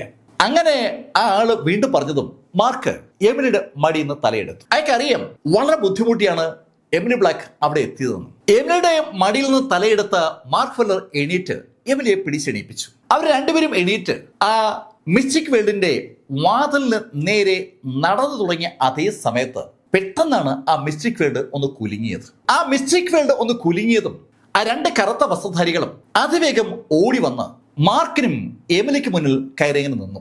അവർ രണ്ടുപേരും മാർക്കിനും എമിലിക്ക് മുന്നിൽ കയറി നിന്നതും എമിലി പെട്ടെന്ന് മാർക്കിന് മുന്നിലേക്ക് കയറി. ഒരു കാരണവശാലും മാർക്കിനെ ഉപദ്രവിക്കാൻ ആരെയും സമ്മതിക്കില്ല എന്ന് തീരുമാനിച്ചുറച്ചതുപോലെയാണ് എമിലിയുടെ പെരുമാറ്റം. പണ്ടും എമിലി അങ്ങനെയായിരുന്നു. മാർക്കിനെ ആർക്കും വിട്ടുകൊടുക്കാൻ അവൾ തയ്യാറായിരുന്നില്ല. മാർക്ക് അതിനെക്കുറിച്ച് ആലോചിക്കുമ്പോഴേക്കും ആ മിസ്റ്റിക് വേൾഡിന്റെ വാതിൽ ഒരു ശബ്ദത്തോടുകൂടി അങ്ങ് തുറന്നു. ആ വാതിൽ തുറക്കപ്പെട്ടതും അകത്തേക്ക് ഒരു രൂപം കടന്നു വരുന്നതാണ് അവർ കണ്ടത്. നല്ല പൊക്കമുള്ള വല്ലാത്തൊരു ഓറയുള്ള ഒരു മനുഷ്യനാണ് അകത്തേക്ക് വന്നത്. അയാളുടെ ബോഡിയിൽ നിന്ന് പ്രസരിക്കുന്ന ഓറ ശക്തമായതുകൊണ്ട് അയാളുടെ മുഖം തിരിച്ചറിയാൻ പറ്റുന്നില്ല. ഒരു അവ്യക്തത ആ മുഖത്തിനുണ്ട്. അതേസമയത്ത് അയാളുടെ മുടി ഏതാണ്ട് വെളുത്തിട്ടാണെന്ന് ബോധ്യമാകുന്ന ശൈലിയിൽ ആ മുടി ഒന്ന് പാറി കളിക്കുന്നുമുണ്ട്. നല്ല പൊക്കമുള്ള ആ മനുഷ്യന്റെ ഗാംഭീര്യമുള്ള ശബ്ദം പെട്ടെന്ന് അവിടെ ഉയർന്നു കേട്ടു. നിങ്ങൾ ചെയ്യാൻ പാടില്ലാത്തതാണ് ചെയ്തിരിക്കുന്നത്. ആ ശബ്ദം അങ്ങനെ പറഞ്ഞതും ആ രണ്ട് കറുത്ത വസ്ത്രധാരികളും ഇരു കൈകളും കൂട്ടി തൊഴുതുകൊണ്ട് ആ മനുഷ്യനോട് പറഞ്ഞു, ഗാർഡിയൻ ക്ഷമിക്കണം, ഞങ്ങൾക്ക് വേറെ മാർഗമുണ്ടായിരുന്നില്ല. ഗാർഡിയൻ എന്ന വാക്ക് കേട്ടതും മാർക്ക് ഫെല്ലർ അമ്പരപ്പോടെ ആ കറുത്ത വസ്ത്രധാരികളുടെ മുന്നിൽ നിൽക്കുന്ന ആ രൂപത്തെ ഒന്ന് സൂക്ഷിച്ചു നോക്കി. ഗാർഡിയൻ അവന്റെ പിതാവാണ്. ഇതാദ്യമായി തന്റെ അച്ഛനെ താൻ നേരിൽ കാണുകയാണ്. ശരിക്കും അമ്പരന്ന് പോയ മാർക്ക് ഫെല്ലർ വല്ലാതെ അവിശ്വസനോടുകൂടി മുന്നിൽ കാണുന്ന ആ രൂപത്തിലേക്ക് സൂക്ഷിച്ചൊന്ന് നോക്കുകയാണ്. അവന്റെ അച്ഛന്റെ മുഖം അവന് തിരിച്ചറിയാൻ പറ്റുന്നില്ല. മുഖത്തിന് ചുറ്റുമായി വല്ലാത്തൊരു ഊർജ പ്രസാരണമുണ്ട്. അത് ആ മുഖത്തെ ഏതാണ്ട് പൂർണ്ണമായും മറച്ചിരിക്കുകയാണ്. തന്നെ രണ്ട് കൈ കൊണ്ട് കൂപ്പി തൊഴുന്ന ആ കറുത്ത വസ്ത്രധാരികളോടായി ഗാർഡിയൻ പറഞ്ഞു, നിങ്ങൾക്ക് ഭൂമിയിലേക്ക് വരാൻ ടെലിപ്പോർട്ടേഷൻ പ്ലാറ്റ്ഫോമുകൾ ഇവിടെ ഉണ്ടായിരുന്നു. എന്നിട്ടും അത് ഒഴിവാക്കി നിങ്ങൾ ഡയറക്റ്റായിട്ട് ഭൂമിയിലേക്ക് വന്നു. അത് അനുവദനീയമല്ല എന്ന കാര്യം നിങ്ങൾക്ക് അറിവുള്ളതല്ലേ? ഗാർഡിയന്റെ ആ വാക്കുകൾ ആ രണ്ട് കറുത്ത വസ്ത്രധാരികളെയും ശരിക്കും ഭയപ്പെടുത്തിയെന്ന് വ്യക്തമാണ്. അവര് വീണ്ടും ആ ഗാർഡിയനെ തൊഴുതുകൊണ്ട് ഗാർഡിയനോടായി പറഞ്ഞു, ഗാർഡിയൻ പ്ലീസ് ഇപ്രാവശ്യം ഞങ്ങളോട് ക്ഷമിക്കണം. ഇത് ആദ്യത്തെ തവണയല്ല നിങ്ങൾ ഈ ശൈലിയിൽ പെരുമാറുന്നത്. എമിലി ബ്ലാക്കിനെ ഹെവൻലി ഗേറ്റിനകത്തുള്ള ആ മിസ്റ്റിക് വേൾഡിൽ നിന്ന് കൊണ്ടുപോകാനായി ഇതേ ആളുകളാണ് നേരത്തെ വന്നത്. അന്നും അവർ ടെലിപ്പോർട്ടേഷൻ പ്ലാറ്റ്ഫോമുകൾ ഉപയോഗിച്ചിട്ടുണ്ടായിരുന്നില്ല. അവര് ഗാലക്സികൾ തരണം ചെയ്യാനായി മറ്റൊരു ടെക്നിക്കാണ് ഉപയോഗിച്ചത്. അത് ഉപയോഗിക്കാൻ പാടില്ല എന്ന് വ്യക്തമായ നിർദ്ദേശം ഗാർഡിയൻ കൊടുത്തിട്ടുള്ളതുമാണ്. അതിനുശേഷം മാർക്ക് ഫെല്ലർക്ക് ആ ഹെവൻലി വാനില കൊടുക്കാനായി വീണ്ടും അതിലൊരാൾ ഭൂമിയിലേക്ക് വന്നിരുന്നു. അന്നും അവർ ടെലിപ്പോർട്ടേഷൻ പ്ലാറ്റ്ഫോം അല്ല ഉപയോഗിച്ചത്. ആ രണ്ട് തവണയും ഗാർഡിയൻ കണ്ണടച്ചതാണ്. മൂന്നാമത്തെ തവണയും ആ തെറ്റ് ആവർത്തിച്ചതുകൊണ്ടാണ് അവരെ ഒരു പാഠം പഠിപ്പിക്കാനായി ഗാർഡിയൻ രംഗത്ത് വന്നിരിക്കുന്നു. തങ്ങൾ ചെയ്ത തെറ്റുകളൊക്കെയും ഗാർഡിയൻ കണ്ടെത്തിയിരിക്കുന്നു മനസ്സിലായതും ആ ബ്ലാക്ക് വസ്ത്രധാരികൾ ഗാർഡിയനോട് പറഞ്ഞു, ഗാർഡിയൻ നിങ്ങൾ ശക്തനാണ്, അക്കാര്യം ഞങ്ങൾക്ക് അറിയാം, പക്ഷേ ഞങ്ങളും മോശമൊന്നുമല്ല. അങ്ങനെ പറഞ്ഞിട്ട് അവർ രണ്ടുപേരും ശരിക്കും ഒരു അറ്റാക്കിന് റെഡിയായി ഒന്ന് നേരിൽ നിന്നു. ഗാർഡിയനെ കണ്ട് തൊഴുതുകൊണ്ട് നിന്ന അവരുടെ മൈൻഡ് സെറ്റ് ലേശമൊന്ന് മാറുകയാണ്. അവരുടെ പ്രിൻസസിനെ രക്ഷിക്കാൻ വേണ്ടി വന്നാൽ അവർ ഗാർഡിയനെയും അറ്റാക്ക് ചെയ്യുമെന്നാണ് അവരുടെ ആ ബോഡി ലാംഗ്വേജ് വിളിച്ചു പറയുന്നത്. അത് കണ്ടതും ഗാർഡിയൻ അവരോട് ചോദിച്ചു, നിങ്ങളെന്താ എന്നെ അറ്റാക്ക് ചെയ്യാൻ പോവുകയാണോ? ആ ചോദ്യത്തിന് ഉത്തരമായി ആ രണ്ട് കറുത്ത വസ്ത്രധാരികളും അവരുടെ കൈകൾ ഒന്ന് ഉയർത്തി. പെട്ടെന്നാണ് അവരുടെ ബോഡിക്ക് മുന്നിൽ കൂറ്റൻ രണ്ട് സീലുകൾ പ്രത്യക്ഷപ്പെട്ടത്. ശരിക്കും കൈകൊണ്ട് പതിക്കാൻ കഴിയുന്ന ശൈലിയിലുള്ള രണ്ട് വലിയ സീലുകൾ. ആ സീലുകളിൽ എന്തൊക്കെയോ എഴുതിയിട്ടുണ്ട്. എന്തോ മന്ത്രങ്ങൾ രേഖപ്പെടുത്തിയിരിക്കുന്നു എന്നേ അത് കണ്ടാൽ തോന്നും. പക്ഷെ ആ രണ്ട് സീലുകൾക്കും അൺബിലീവബിൾ ആയിട്ടുള്ള ശക്തി ഉണ്ടെന്ന് ആ സീലുകൾ പുറത്തു വന്ന നിമിഷത്തിൽ മാർക്കിന് മനസ്സിലായി. ശരിക്കും ഒരു പ്രഷർ അവിടെ സ്വാഭാവികമായും സൃഷ്ടിക്കപ്പെട്ടു. ആ രണ്ട് സീലുകൾ ഉപയോഗിച്ച് ഗാർഡിയനെ ആ ബ്ലാക്ക് വസ്ത്രധാരികൾ ആക്രമിക്കാൻ പോവുകയാണെന്ന് തോന്നിയ ആ നിമിഷത്തിലാണ് ഗാർഡിയൻ അയാളുടെ വലത് കൈ ഒന്ന് ഉയർത്തിയിട്ട് ചെറുതായി ഒന്ന് ചലിപ്പിച്ചത്. ആ കൈ ഒന്ന് ചലിച്ചതും ആ രണ്ട് കറുത്ത വസ്ത്രധാരികളുടെയും കയ്യിലുണ്ടായിരുന്ന സീലുകൾ അപ്രത്യക്ഷമായി. ആ ആയുധങ്ങൾ അവർക്ക് ഉപയോഗിക്കാൻ പോലും പറ്റുന്നതിന് മുന്നേ അതിനെ ഗാർഡിയൻ നിർവീര്യമാക്കി. ഈ കാഴ്ച മാർക്ക് ഫെല്ലറും കാണുന്നുണ്ട്. ഇതെന്ത് കപ്പാസിറ്റിയാണ്? അതാണ് മാർക്കിന് മനസ്സിലാക്കാത്തത്. മാർക്കിന്റെ മുന്നിൽ നിൽക്കുന്ന ആ രണ്ട് കറുത്ത വസ്ത്രധാരികളും ഓൾമൈറ്റി ലെവലിലെ യോദ്ധാക്കളാണ്. മൈറ്റി ലെവലിന്റെ അടുത്ത ലെവലാണ് ഓൾമൈറ്റി ലെവൽ. ആ ഓൾമൈറ്റി ലെവലിലെ ആളുകളെ നിഷ്പ്രയാസം കൈകാര്യം ചെയ്ത അവന്റെ പിതാവിന്റെ ആ രീതി, ആ ശക്തി മാർക്കിനെ തെല്ലെന്നുമല്ല അമ്പരപ്പിച്ചത്. അതിനെക്കുറിച്ച് മാർക്ക് ആലോചിക്കുമ്പോഴേക്കും ഗാർഡിയൻ കൈ ഒന്ന് ഉയർത്തി. ഗാർഡിയൻ ഉയർത്തിയ കൈ പെട്ടെന്ന് രണ്ട് തവണ ഒന്ന് താന്നു. ഗാർഡിയന്റെ ചൂണ്ടുവിരലും നടുക്കത്തെ വിരലും ചെറുതായി ഒന്ന് താരുകയാണ് ചെയ്തത്. ചെറുതായിട്ട് എന്തിലെങ്കിലും തട്ടൂല, അതുപോലെ തട്ടിയതാണ്. പക്ഷെ അതിന് ഫലമുണ്ടായി. മാർക്കിന്റെയും എമിലിയുടെയും മുന്നിൽ നിന്ന് ആ രണ്ട് കറുത്ത വസ്ത്രധാരികളും ഒരു ശബ്ദത്തോടെ താഴേക്ക് വീണു. അത് കണ്ടതും എമിലിയുടെ പുറകെ നിൽക്കായിരുന്ന മാർക്ക് ഫെല്ലർ പെട്ടെന്ന് മുന്നിലേക്ക് കയറി. മാർക്ക് രണ്ട് കൈ ഉയർത്തി അവന്റെ അച്ഛന് മുന്നിൽ അങ്ങനെ നിൽക്കുകയാണ്.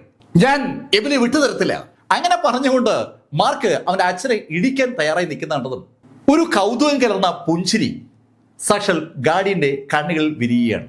പക്ഷെ അപ്പോഴും ഗാർഡിയന്റെ മുഖത്ത് ഒരു ഓറയുണ്ട്.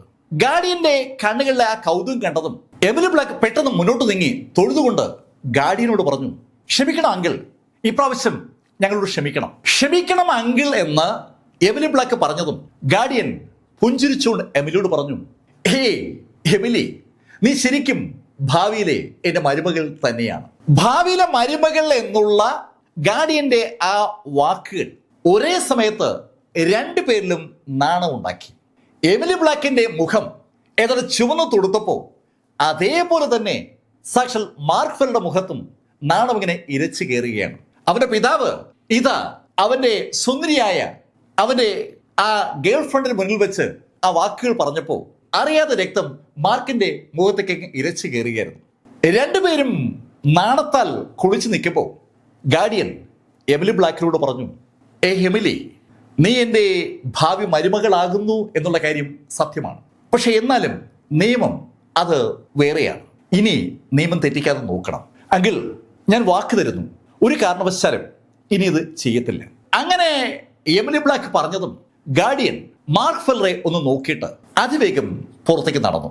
എത്രയോ കാലങ്ങളായി താൻ കാണണമെന്ന് ആഗ്രഹിച്ച അച്ഛൻ ഇതാ ഒന്നും മിണ്ടാതെ നടന്നു പോകുന്നു എന്നുള്ള കാര്യം മനസ്സിലാക്കിയ മാർക്ക് പെട്ടെന്ന് പുറത്തേക്ക് ഓടി. മാർക്ക് പുറത്തേക്ക് ഓടുമ്പോൾ മാർക്കിന്റെ പിതാവ് ഗാർഡിയൻ അതിവേഗം മൂവ് ചെയ്യാണ്. മാർക്കിന്റെ സർവ്വശക്തിയും എടുത്ത് അച്ഛനെ പിന്തുടരുകയാണ്. അതിവേഗം ഓടുന്ന മാർക്കിന് പെട്ടെന്നാണ് ഒരു കാര്യം മനസ്സിലായത്. അവന്റെ പിതാവ് മാർക്ക് അടുത്തെത്താൻ വേണ്ടി ശരിക്കും സാവധാനമാണ് പോകുന്നത്. ഗാർഡിയന് കണ്ണടച്ച് തുറക്കുന്ന വേഗതയിൽ ഒരുപാട് ദൂരം കവർ ചെയ്യാൻ പറ്റും. അദ്ദേഹം അങ്ങനെ ചെയ്യാതെ മാർക്ക് അടുത്തെത്താൻ വേണ്ടി കാക്കുകയാണ്. മാർക്ക് അവന്റെ അച്ഛനെ പിന്തുടർന്നെത്തിയത് ഒരു മലയുടെ അടുത്താണ്. തൊട്ടു മുന്നിൽ വലിയൊരു കുഴിയാണ്. ആ കുഴിയിലേക്ക് നോക്കി നിശബ്ദനായി നിൽക്കുകയാണ് സാക്ഷാൽ ഗാർഡിയൻ. ആ കുഴിയിലേക്ക് അങ്ങനെ നോക്കി നിൽക്കുമ്പോഴാണ് മാർക്ക് ഫെല്ലർ അവിടേക്ക് വരുന്നത്. മാർക്കിന് അവന്റെ പിതാവിന്റെ പുറകുവശം മാത്രമേ ഇപ്പൊ കാണാൻ പറ്റൂ. മാർക്ക് ഫെല്ലർക്ക് തന്റെ അച്ഛന്റെ ആ വെളുത്ത തലമുടി കൃത്യമായി കാണാൻ പറ്റുന്നുണ്ട്.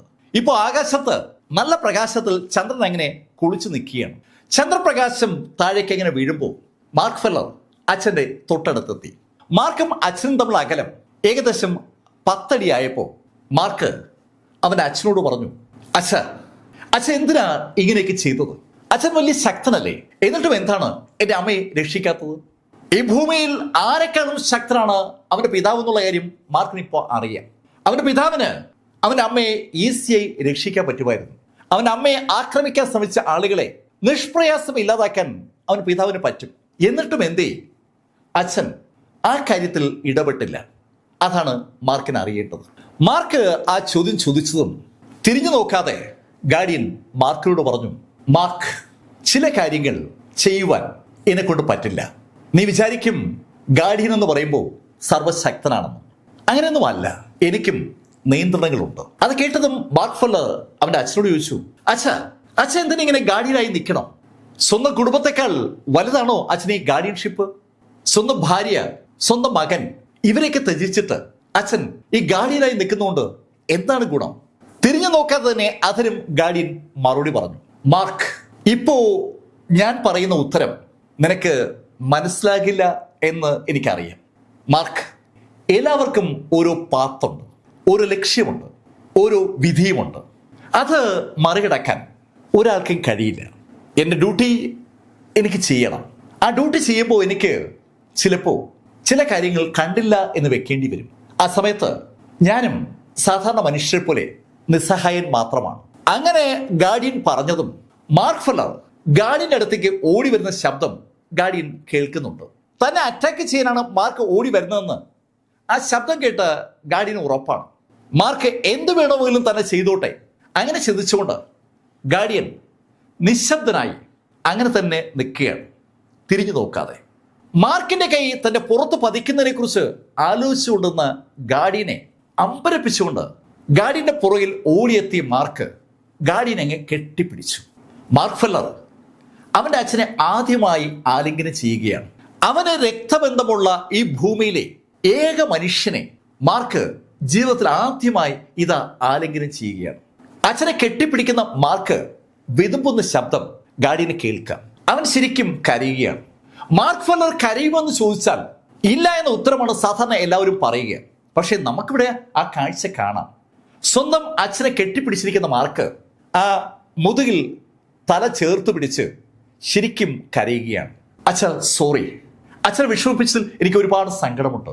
അച്ഛ ഓർമ്മ വെച്ച നാൾ മുതൽ എൻ്റെ മനസ്സിൽ ഒറ്റ ആഗ്രഹമേ ഉണ്ടായിരുന്നുള്ളൂ, എൻ്റെ അച്ഛനെയും അമ്മയും കാണുക എന്നുള്ള ആഗ്രഹം. അതിനെനിക്കൊരു ഭാഗ്യം ഉണ്ടാകില്ല എന്നാണ് ഞാൻ കരുതിയിരുന്നത്. പക്ഷെ ഇപ്പോ ഞാനിത് അച്ഛനെ കാണുകയാണ്, അച്ഛനെ ഞാൻ തൊടുകയാണ്, അച്ഛനെ ഗന്ധം ഞാൻ അറിയുകയാണ്. അങ്ങനെ പറഞ്ഞുകൊണ്ട് മാർക്ക് ഫെല്ലർ അവന്റെ അച്ഛനെ ഇങ്ങനെ കെട്ടിപ്പിടിക്കുകയാണ്. മാർക്കിന്റെ കണ്ണുനീർ തന്റെ മുതുകിൽ പതിക്കുന്നത് ഗാർഡിയൻ അറിയുന്നുണ്ട്. ഏതാനും സെക്കൻഡുകൾ നേരത്തെ നിശബ്ദതയ്ക്ക് ശേഷം ഗാർഡിയൻ ഒന്ന് തിരിഞ്ഞു. അദ്ദേഹത്തിന്റെ ആ വെളുത്ത തലമുടി അദ്ദേഹം പുറകോട്ടേക്ക് മാറ്റി.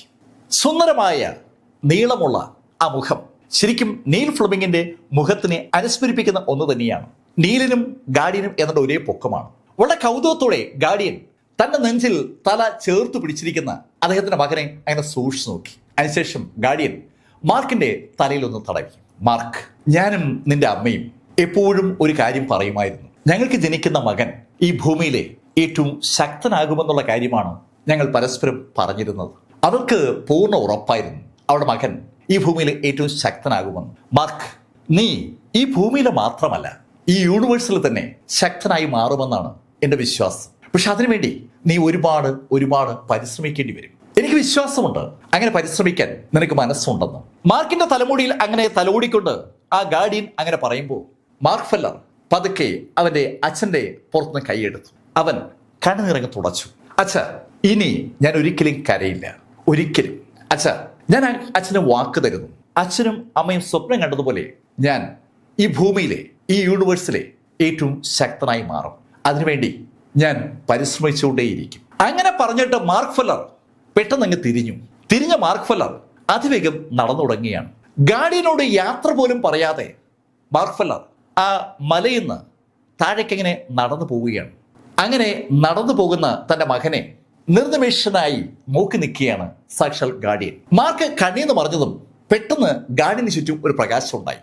ആ പ്രകാശത്തിൽ ഗാർഡിയനും അപ്രത്യക്ഷമായി. മാർക്ക് ഫെല്ലർ ആ കാട്ടിലേക്ക് നടക്കുമ്പോൾ മാർക്കിന് അറിയാം എമിലി ബ്ലാക്കും അവൾക്കൊപ്പമുള്ള ആളുകളും മടങ്ങിപ്പോയി കാണുമെന്ന്. അതുകൊണ്ട് തന്നെ ആ ഭാഗത്തേക്ക് മാർക്ക് പോയതുമില്ല. മാർക്ക് തിരിച്ച് ഹെവൻലി ഗേറ്റിൽ എത്തുമ്പോൾ മാർക്കിനെ കാത്തു നിൽക്കുകയാണ് സാക്ഷാൽ ഡീസൺ. മാർക്കും ഡീസനും കൂടി ഒന്നിച്ചാണ് ഡ്രീം ഐലൻഡിൽ നിന്ന് പൈറൂരിലേക്ക് മടങ്ങിയെത്തിയത്. ഹെവൻലി ഗേറ്റിൽ മാർക്ക് മടങ്ങിയെത്തിയതും സാക്ഷാൽ ഷെനിയാനിക്ക് മാർക്കിനടുത്തേക്ക് ഓടി വന്നു. മാർക്കിനെ കണ്ട ഷെനിയാനിക് മാർക്കിനോട് പറഞ്ഞു, മാർക്ക്, ഞാൻ ഓൾഡ് മാസ്റ്ററുടെ വിവരം അറിഞ്ഞായിരുന്നു. എനിക്ക് അറിയാം മാർക്കും ഓൾഡ് മാസ്റ്റർ തമ്മിലുള്ള ബന്ധം. മാർക്കിന്റെ സങ്കടം ഞാനും പങ്കുവയ്ക്കുന്നു. ഏയ് ഷെൻ, വിട്ടുകള. ഓൾഡ് മാസ്റ്റർ ശരിക്കും സന്തോഷത്തോടെയാണ് മരിച്ചത്. അങ്ങനെ പറഞ്ഞ മാർക്ക് ഫെല്ലർ ഡീസനെ ഷെനിയാനിക്കിനെ പരിചയപ്പെടുത്തി. ഡീസൺ നേരത്തെ തന്നെ ഷെനിയാനിക്കിനെ വന്ന് കാണുകയും പരിചയപ്പെടുകയും ചെയ്തതാണ്. അടുത്ത ദിവസങ്ങളിൽ മാർക്ക് ഫെല്ലർ ഡീസനെ മാർക്കിന്റെ ഓരോ ടെക്നിക്കുകളും പഠിപ്പിച്ചു തുടങ്ങി. മാർക്ക് ഡീസനെ ടെക്നിക്കുകൾ പഠിപ്പിച്ചു തുടങ്ങിയപ്പോഴാണ് മാർക്ക് ശരിക്കും ഞെട്ടിപ്പോകുന്നത്. മാർക്ക് ഇതുവരെ കാണുകയും പരിചയപ്പെടുകയും ചെയ്ത ഒരാളെപ്പോലെയും അല്ല ഡീസൺ. ഡീസൺ ഒരു അസാമാന്യ ജീനിയസ് ആണ്. മാർക്കിന്റെ ഓരോ ഡിവൈൻ ടെക്നിക്കുകളും അതിവേഗമാണ് ഡീസൺ പഠിക്കുന്നത്. ഡീസൺ ഒരു ഒന്നൊന്നര മുതൽ തന്നെയാണ്.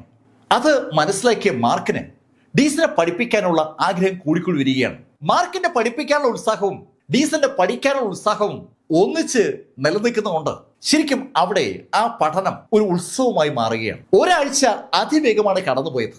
ഒരാഴ്ച കഴിഞ്ഞതും മാർക്ക് ഫെല്ലർ ഡീസനോട് പറഞ്ഞു, ഡീസൺ, നീ ഞാൻ പഠിപ്പിച്ച ടെക്നിക്കുകൾ ഒന്ന് പ്രാക്ടീസ് ചെയ്യും. ഞാൻ ഫസ്റ്റ് മിസ്റ്റിക് വേൾഡ് വരെ ഒന്ന് പോയിട്ട് വരാം. മാർക്ക് ഫെല്ലർ അവിടെ നിന്ന് നേരെ പോയത് ന്യൂ സെലസ്റ്റിലേക്കാണ്. ന്യൂ സെലസ്റ്റിലെ ആ ജിങ്ദു മാർഷൽ ആർട്സ് അസോസിയേഷന്റെ ആ കോമ്പൗണ്ടിനുള്ളിലെ സെക്കൻഡ് മിസ്റ്റിക് വേൾഡ് വഴി മാർക്ക് ഫെല്ലർ ഫസ്റ്റ് മിസ്റ്റിക് വേൾഡിലെത്തി. ഇപ്പോൾ ഇതെല്ലാം മാർക്കുമായി കണക്റ്റായ സ്ഥലങ്ങളാണ്. അവിടേക്കുള്ള എൻട്രിയൊക്കെ മാർക്കിന് വളരെ വളരെ എളുപ്പം നടക്കുന്ന ഒരു കാര്യമാണ്. മാർക്ക് എത്തിയത് ഫസ്റ്റ് മിസ്റ്റിക് വേൾഡിലെ ആ ടെലിപ്പോർട്ടേഷൻ പ്ലാറ്റ്ഫോമിലാണ്. ആ പ്ലാറ്റ്ഫോമിലേക്ക് അല്പനേരം മാർക്ക് കൗതുകപൂർവ്വം നോക്കി നിന്നു. ആ പ്ലാറ്റ്ഫോമിൽ 8 ഫ്ലാഗുകൾ വെക്കാൻ മാർക്കിന് പറ്റിയാൽ മാർക്കിന് ഹോളി റീജിയനിലേക്ക് പോകാം. ഹോളി റീജിയനിൽ ചെന്നാൽ മാത്രമേ മാർക്കിന് എമിലിക്കൊപ്പം കൂടാൻ പറ്റൂ. ഇപ്പൊ മാർക്കിന്റെ കയ്യിൽ 4 ഫ്ലാഗുകളേ ഉള്ളൂ. ഇനി 4 എണ്ണം കൂടി വേണം. അത് എങ്ങനെ സംഘടിപ്പിക്കണമെന്നാണ് മാർക്ക് ആലോചിക്കുന്നത്. ടെലിപ്പോർട്ടേഷൻ ഫ്ലാഗുകൾ അങ്ങനെ എളുപ്പം കിട്ടുന്ന ഒന്നല്ല. ഹോളി റീജിയനിൽ നിന്ന് ഇവിടെ വന്ന ആരുടെയെങ്കിലും കയ്യിൽ നിന്ന് ടെലിപ്പോർട്ടേഷൻ ഫ്ലാഗുകൾ മിസ്സായിട്ടുണ്ടെങ്കിൽ അത് ചിലപ്പോൾ ആർക്കെങ്കിലും കിട്ടിക്കാണും. അങ്ങനെ ഒരു സാധ്യത ഫ്ലാഗുകളുടെ കാര്യത്തിലുണ്ട്. രണ്ടാമതൊരു സാധ്യത, ശരിക്കും ശക്തരായ ആരെങ്കിലും ടെലിപ്പോർട്ടേഷൻ ഫ്ലാഗ് സൃഷ്ടിക്കണം. അങ്ങനെ ശക്തർ ഈ ഭൂമിയിൽ ഉണ്ടായിട്ടുണ്ടോ? ആ ചോദ്യത്തിന്റെ ഉത്തരം മാർക്കിന് അറിയില്ല. അതുകൊണ്ട് തന്നെ മാർക്ക് രണ്ടാമത്തെ ഒരു ഓപ്ഷനെ കുറിച്ച് ആലോചിക്കുന്നുണ്ട്. ഹെവൻലി റീജിയനിൽ നിന്ന് ഭൂമിയിലുള്ള ആളുകളെ റിക്രൂട്ട് ചെയ്യാൻ ആരെങ്കിലും വരണം. അവർ വന്ന് റിക്രൂട്ട്മെന്റ് സ്റ്റാർട്ട് ചെയ്യുമ്പോൾ മാർക്കിന് അവർക്കൊപ്പം പോകണം. അവർ എന്ന് വരും അതാണ് മാർക്കിന് അറിഞ്ഞുകൂടാത്തത്. അവർ വരുന്നവരെ വെറുതെ കാത്തിരുന്നൊരു കാര്യമില്ല. മാർക്ക് തന്റെ ശക്തി വർദ്ധിപ്പിക്കാനുള്ള പരിപാടിയെക്കുറിച്ച് ആലോചിക്കുന്ന ആ നിമിഷത്തിലാണ്. മാർക്കിന്റെ കയ്യിൽ ഇപ്പോഴും എമിലി ബ്ലാക്കിന്റെ ബ്ലഡ് ഇരിപ്പുണ്ട്. ആ ബ്ലഡും മാർക്കിന്റെ ബ്ലഡും തമ്മിൽ ഒന്ന് കൂടിച്ചേരുമ്പോൾ മാർക്കിന്റെ ശക്തി വർദ്ധിക്കും എന്നുള്ള കാര്യം മാർക്കിന് അറിയാം. മാർക്ക് ഇപ്പൊ തന്നെ ശക്തനാണ്. കൂടുതൽ ശക്തി നേടാൻ മാർക്കിന് ആ ബ്ലഡ് സഹായിക്കും. എമിലിയുടെ രക്തത്തെക്കുറിച്ച് ആലോചിച്ചപ്പോൾ മാർക്കിന് കഴിഞ്ഞ പ്രാവശ്യം മാർക്ക് ആ യത്നം നിർത്തിയ സ്ഥലം ഓർമ്മ വന്നു. ജിങ്ദു മാർഷൽസ് അസോസിയേഷന്റെ ആ ഹയറപ്സിന്റെ തലവനാണ് മാർക്കിനെ കടൽ തീരത്തുള്ള ആ മിസ്റ്റിക് വേൾഡിലേക്ക് കൊണ്ടുപോയത്. അവിടെ ബാത്ടബും അനുബന്ധ സംവിധാനങ്ങളും അദ്ദേഹം ഒരുക്കിയിട്ടുണ്ടായിരുന്നു. ആ സംവിധാനങ്ങൾ ഉപയോഗിച്ചാൽ തനിക്ക് വീണ്ടും എമിലിയുടെ രക്തം ഉപയോഗിക്കാൻ പറ്റും. അല്ലാതെ ഒരു സാധ്യതയുള്ളത് ജിങ്ദു മാർഷൽസ് അസോസിയേഷന്റെ ബിൽഡിങ്ങിലാണ്. ജിനോവയും മറ്റു ആളുകളും ഒക്കെ അവിടെ വെച്ചാണ് ബ്ലഡ് എക്സ്ചേഞ്ച് ചെയ്തത്. ആ 2 സ്ഥലങ്ങളിലും വേണ്ടത്ര ഉപകരണങ്ങൾ ഘടിപ്പിക്കപ്പെട്ടിട്ടുണ്ട്. ആ ഉപകരണങ്ങളുടെ സഹായം ഉണ്ടെങ്കിൽ ബാത്ടബ് വഴി മാർക്കിന് ആ രക്തം തന്റെ ശരീരത്തിലേക്ക് കലർത്താൻ പറ്റും. അതിന് അനുയോജ്യമായ ഒരു ഡേറ്റ് തീരുമാനിക്കണം എന്ന് ഉദ്ദേശിച്ചതാണ് മാർക്ക് ഫസ്റ്റ് മിസ്റ്റിക് വേൾഡിൽ നിന്ന് കാൻ സിറ്റിയിലേക്ക് മടങ്ങിയെത്തിയത്. കാൻ സിറ്റിയിൽ ഹെവൻലി ഗേറ്റിൽ മാർക്ക് എത്തുമ്പോൾ മാർക്കിനെ കാത്തു നിൽക്കുകയാണ് ഡീസൻ. മാർക്കിനെ കണ്ടതും ഡീസൻ മാർക്കിനോട് പറഞ്ഞു, മാർക്ക്, ഒരു ചലഞ്ച് വന്നിട്ടുണ്ട്. ചലഞ്ചോ? അതെ, ഒരു ജിയാങ് ഇ മാർക്കിനെ ചലഞ്ച് ചെയ്തിരിക്കുകയാണ്. ജിയാങ് ഇ എന്ന് കേട്ടപ്പോ മാർക്ക് കൗതുകത്തോടെ ആ മാർഷൽ ആർട്സ് ഫോറം ഒന്ന് പരിശോധിച്ചു. ജിയാങ് ഹിയുടെ പ്രഥമ ശിഷ്യൻ ജിയാങ് ഇ മാർക്കിനെ വെല്ലുവിളിച്ചിരിക്കുകയാണ്. 3 ദിവസത്തെ സമയമാണ് മാർക്കിന് അയാൾ കൊടുത്തിരിക്കുന്നത്. 3 ദിവസത്തിനകം ആ വെല്ലുവിളി മാർക്ക് ഏറ്റെടുത്തില്ലെങ്കിൽ മാർക്ക് തോറ്റതായി സമ്മതിക്കണം. അയാളുടെ വെല്ലുവിളിയുടെ താഴെ അനവധി കമന്റുകൾ വന്ന് കിടപ്പുണ്ട്. ആരടാ ഇത് മാർക്ക് ഫെല്ലർ വെല്ലുവിളിക്കുന്നത്? ആ ശൈലിയിലാണ് പല ചോദ്യങ്ങളും. ഈ ഭൂമിയിൽ മാർക്കിനെ വെല്ലുവിളിക്കാൻ ആർക്കാ കഴിയുക? അങ്ങനെയുള്ള ചോദ്യങ്ങൾ പലരും ചോദിക്കുമ്പോൾ ചിലരൊക്കെ ജിയാങ് ഹിയുടെ ശിഷ്യൻ ജിയാങ് ഇയെ കുറിച്ച് സൂചിപ്പിക്കുന്നുണ്ട്. അങ്ങനെ സൂചിപ്പിച്ചു വന്നപ്പോൾ ഒരാള് ഒരു കമന്റ് ഇട്ടു, ഈ ജിയാങ് ഇക്ക് ശരിക്കും അസൂയാണ് മാർക്ക് ഫെല്ലറോട്. മാർക്ക് ജിയാങ് ഇയേക്കാൾ മിടുക്കനാണെന്ന് പറഞ്ഞ ആ നിമിഷം മുതൽ ജിയാങ് ഇക്ക് മാർക്കിനോട് അസൂയ ഉണ്ടായതാണ്. ജിയാങ്ങിന്റെ കുടുംബക്കാരനായതുകൊണ്ട് മാത്രമാണ് ജിയാങ് ഹി അദ്ദേഹത്തിന്റെ ശിഷ്യനും ബന്ധുവുമായ ജിയാങ് ഇയെ ഒന്നും ചെയ്യാതിരുന്നത്. ആ കമന്റ് മാർഷൽസ് ഫോറത്തിൽ വന്നതും സകല ആളുകളും അതിന്റെ ചുവടി പിടിച്ചായി കമന്റുകൾ. കുറേയൊക്കെ കമന്റുകൾ മാർക്ക് നോക്കി. അവസാനം മാർക്ക് ആ ഫോർ അടച്ചു വെച്ചു. ഛേ, ഇവന് എന്തിന്റെ കേടാണ് എന്ന് മാർക്ക് ആലോചിച്ചപ്പോ ഡീസൻ മാർക്കിനോട് ചോദിച്ചു, മാസ്റ്റർ, ഞാൻ ഒരു ചോദ്യം ചോദിക്കട്ടെ? നീ ചോദിക്കേ. അന്ന് ആ അസാസിൻ പണി ഏറ്റെടുത്ത വ്യക്തി ഈ ജിയാങ് ഇ അല്ലേ? ഡ്രീം ഐലൻഡിലെ അണ്ടർവേൾഡ് മാർക്കറ്റിനകത്ത് അസാസിൻസിന്റെ ഓഫീസിൽ നിന്ന് മാർക്ക് ഫെല്ലറെ കൊല്ലാനുള്ള കൊട്ടേഷൻ ഏറ്റെടുത്ത വ്യക്തി ജിയാങ് ഇ ആണോ എന്നുള്ള ഡീസന്റെ ചോദ്യത്തിന് മാർക്ക് അതെ എന്ന് ഉത്തരം നൽകി. പെട്ടെന്ന് ഡീസൻ മാർക്കിന് ചോദിച്ചു, അല്ല മാസ്റ്റർ, അയാൾ എന്തിനാ അങ്ങേ കൊല്ലാൻ ഇത്ര നിർബന്ധം പിടിക്കുന്നത്? വളരെ ഒരു വാശിയാണല്ലോ അയാളുടെ പെരുമാറ്റത്തിൽ കാണുന്നത്. അതെന്തോ ആവട്ടെ, അത് വിട്ടേക്ക്. നിനക്ക് ബാക്കി പാഠങ്ങൾ ഞാൻ പറഞ്ഞുതരാം. 3 ദിവസം കഴിഞ്ഞാണല്ലോ ജിയാങ് ഇ മാർക്കിനെ അന്വേഷിച്ച് ഹെവൻലി ഗേറ്റിൽ വരിക. ആ 3 ദിവസവും അതുകൊണ്ട് തന്നെ ഡീസന് വേണ്ടി ഉപയോഗിക്കാൻ മാർക്ക് തീരുമാനിച്ചു. മാർക്ക് യഥാർത്ഥത്തിൽ ഹെവൻലി ഗേറ്റിലേക്ക് മടങ്ങി വന്നത് അവിടെ വേണ്ടത്ര കാര്യങ്ങളൊക്കെ അറേഞ്ച് ചെയ്തതിനു ശേഷം എമിലി ബ്ലാക്കിന്റെ രക്തം ശരീരത്തിൽ കയറ്റാനുള്ള നടപടിയിലേക്ക് കടക്കാൻ വേണ്ടിയാണ്. പക്ഷെ അത് ഈ പറയുന്ന സമയത്തൊന്നും തീരത്തില്ല. അതുകൊണ്ട് മാർക്ക് ഡീസനെ വീണ്ടും കാര്യങ്ങൾ പഠിപ്പിച്ചു തുടങ്ങി. മാർക്കിന് ഡീസനെ പഠിപ്പിക്കാൻ വല്ലാത്തൊരു ഉത്സാഹമാണ്. പഠിപ്പിക്കുന്ന ഏത് കാര്യവും അതിവേഗതയിൽ പഠിക്കാനുള്ള ഒരു കപ്പാസിറ്റി ആ ഡീസനുണ്ട്. 3 ദിവസം അതിവേഗമാണ് കടന്നു പോകുന്നത്. 3-ാം ദിവസം വൈകുന്നേരം ആയപ്പോൾ ജിയങ് ഇയുടെ ഒരു കമന്റ് ഫോറത്തിനകത്ത് വന്നിട്ടുണ്ട്. മാർക്ക് ഫെല്ലർ ഇതുവരെയും ചലഞ്ച് ഏറ്റെടുത്തിട്ടില്ല. ചലഞ്ച് ഏറ്റെടുക്കുന്നില്ല എങ്കിൽ അതിന്റെ അർത്ഥം മാർക്ക് തോൽവി സമ്മതിച്ചു എന്നാണ്. ആ കമന്റ് ഫോറത്തിൽ വന്നതും ഡീസൻ മാർക്കിനെ ആ കമന്റ് കാണിച്ചു. മാർക്ക് ഉടൻ തന്നെ അതിനിടയിൽ കമന്റ് ചെയ്തു, ഏയ് ഡീസൻ, നിനക്ക് എന്നോട് ഫൈറ്റ് ചെയ്യാൻ താല്പര്യമുണ്ടെങ്കിൽ ഞാനായിട്ട് നിന്റെ ആ താല്പര്യം തടസ്സപ്പെടുത്തുന്നില്ല. നിനക്ക് എപ്പോ വേണമെങ്കിലും ഇവിടെ ഈ ഹെവൻലി ഗേറ്റിലേക്ക് വരാം. ഉടൻ തന്നെ അതിന്റെ അടിയിൽ ജിയാങ് ഇയുടെ കമന്റ് വന്നു. ഓക്കെ, അങ്ങനെയാണെങ്കിൽ നാളെ രാവിലെ നമുക്ക് പരസ്പരം കാണാം ഹെവൻലി ഗേറ്റിന്റെ മുന്നിൽ വെച്ച് തന്നെ. ശരിക്കും അത് ഒരു യുദ്ധ പ്രഖ്യാപനം തന്നെയാണ്. ഈ ചർച്ച, ഈ കമന്റുകൾ ഫോളോ ചെയ്യുന്ന ഒരുപാട് ആളുകളുണ്ട്. ആ ആളുകളൊക്കെ വിവിധ ഭാഗങ്ങളിൽ നിന്നായി അതിരാവിലെ കാൻ സിറ്റിയിലെത്തി. എല്ലാവരും വലിയ പ്രതീക്ഷയോടാണ് ഓടി വരുന്നത്. മാർക്ക് ഫെല്ലറുടെ ഫൈറ്റ് കാണാൻ ആളുകൾക്ക് വല്ലാത്തൊരു കൗതുകമാണ്. ആ ഫൈറ്റ് കാണാനായി എത്തിയ ആളുകൾ അതിരാവിലെ കാൻ സിറ്റിയിലെ ആ ഹെവൻലി ഗേറ്റിന് സമീപമെത്തി പല സ്ഥലത്തായി അങ്ങനെ നിൽക്കുകയാണ്. റോഡിൽ തന്നെയാണ് മിക്കവാറും ഫൈറ്റ് നടക്കുക എന്ന് ആളുകൾ കൂടി നിൽക്കുന്നത് കാണുമ്പോൾ ആർക്കും തോന്നും. സ്വാഭാവികമായിട്ടും അതുവഴിയുള്ള ഗതാഗതവും ഏതാണ്ട് അങ്ങ് നിലച്ചു. ആളുകൾ അങ്ങനെ കൂടി നിൽക്കുമ്പോൾ അവർക്കിടയിലൂടെ നല്ല പൊക്കമുള്ള സുമുഖനായ ആ ചെറുപ്പക്കാരൻ നടന്നു വന്നു. അയാളെ കാണുമ്പോൾ തന്നെ ആളുകൾക്ക് അറിയാം അയാൾ അതിശക്തനാണെന്ന്. അയാൾ അവിടേക്ക് കടന്നു വന്നപ്പോൾ ആൾക്കൂട്ടത്തിൽ ചിലർ ആ കമന്റ് പറഞ്ഞു തുടങ്ങി. ഞാൻ ഇന്നലെയാണ് ആ കാര്യം അറിഞ്ഞത്. ഈ ജിയാങ് ഇ യഥാർത്ഥത്തിൽ ഒരു ഹാഫ് സ്റ്റെപ്പ് മൈറ്റി ലെവൽ ഫൈറ്ററാണ്. ജിയാങ് ഇ യഥാർത്ഥത്തിൽ ഒരു പീക്ക് ലെവൽ മാർഷൽ സെയിന്റ് ആണെന്നാണ് നേരത്തെ ആളുകൾ കരുതിയിരുന്നത്. മാർക്കാണെങ്കിൽ ഒരു മിഡിൽ ലെവൽ മാർഷൽ സെയിന്റ് ആണ്. മിഡിൽ ലെവൽ മാർഷൽ സെയിന്റിനേക്കാൾ വളരെ വളരെ ശക്തനാണ് പീക്ക് ലെവൽ മാർഷൽ സെയിന്റ്. രണ്ട് തലമാണ്. മാർക്കിനേക്കാൾ ഒരുപാട് മുകളിൽ നിൽക്കുന്ന കക്ഷിയാണ് ഈ ജിയാങ് ഇ. എന്നാൽ അതേ സമയത്ത് ഇപ്പോൾ കിട്ടിയിരിക്കുന്ന വാർത്ത, ആ പീക്ക് ലെവൽ മാർഷൽ സെയിന്റിൽ നിന്ന് അയാൾ യഥാർത്ഥത്തിൽ ഒരു മൈറ്റി ലെവലിലേക്ക് കടന്നിരിക്കുകയാണ്. മൈറ്റി ലെവലിലേക്ക് എത്തുന്നതിന് തൊട്ട് മുന്നേ അയാൾ എത്തിയിരിക്കുന്ന അർത്ഥം. പീക്ക് ലെവൽ മാർഷൽ സെയിന്റിൽ നിന്ന് മൈറ്റി ലെവലിലേക്കുള്ള യാത്രയിൽ അയാൾ പകുതി ദൂരം എത്തി. അതാണ് half step mighty level fighter എന്ന് പറയുന്നത്.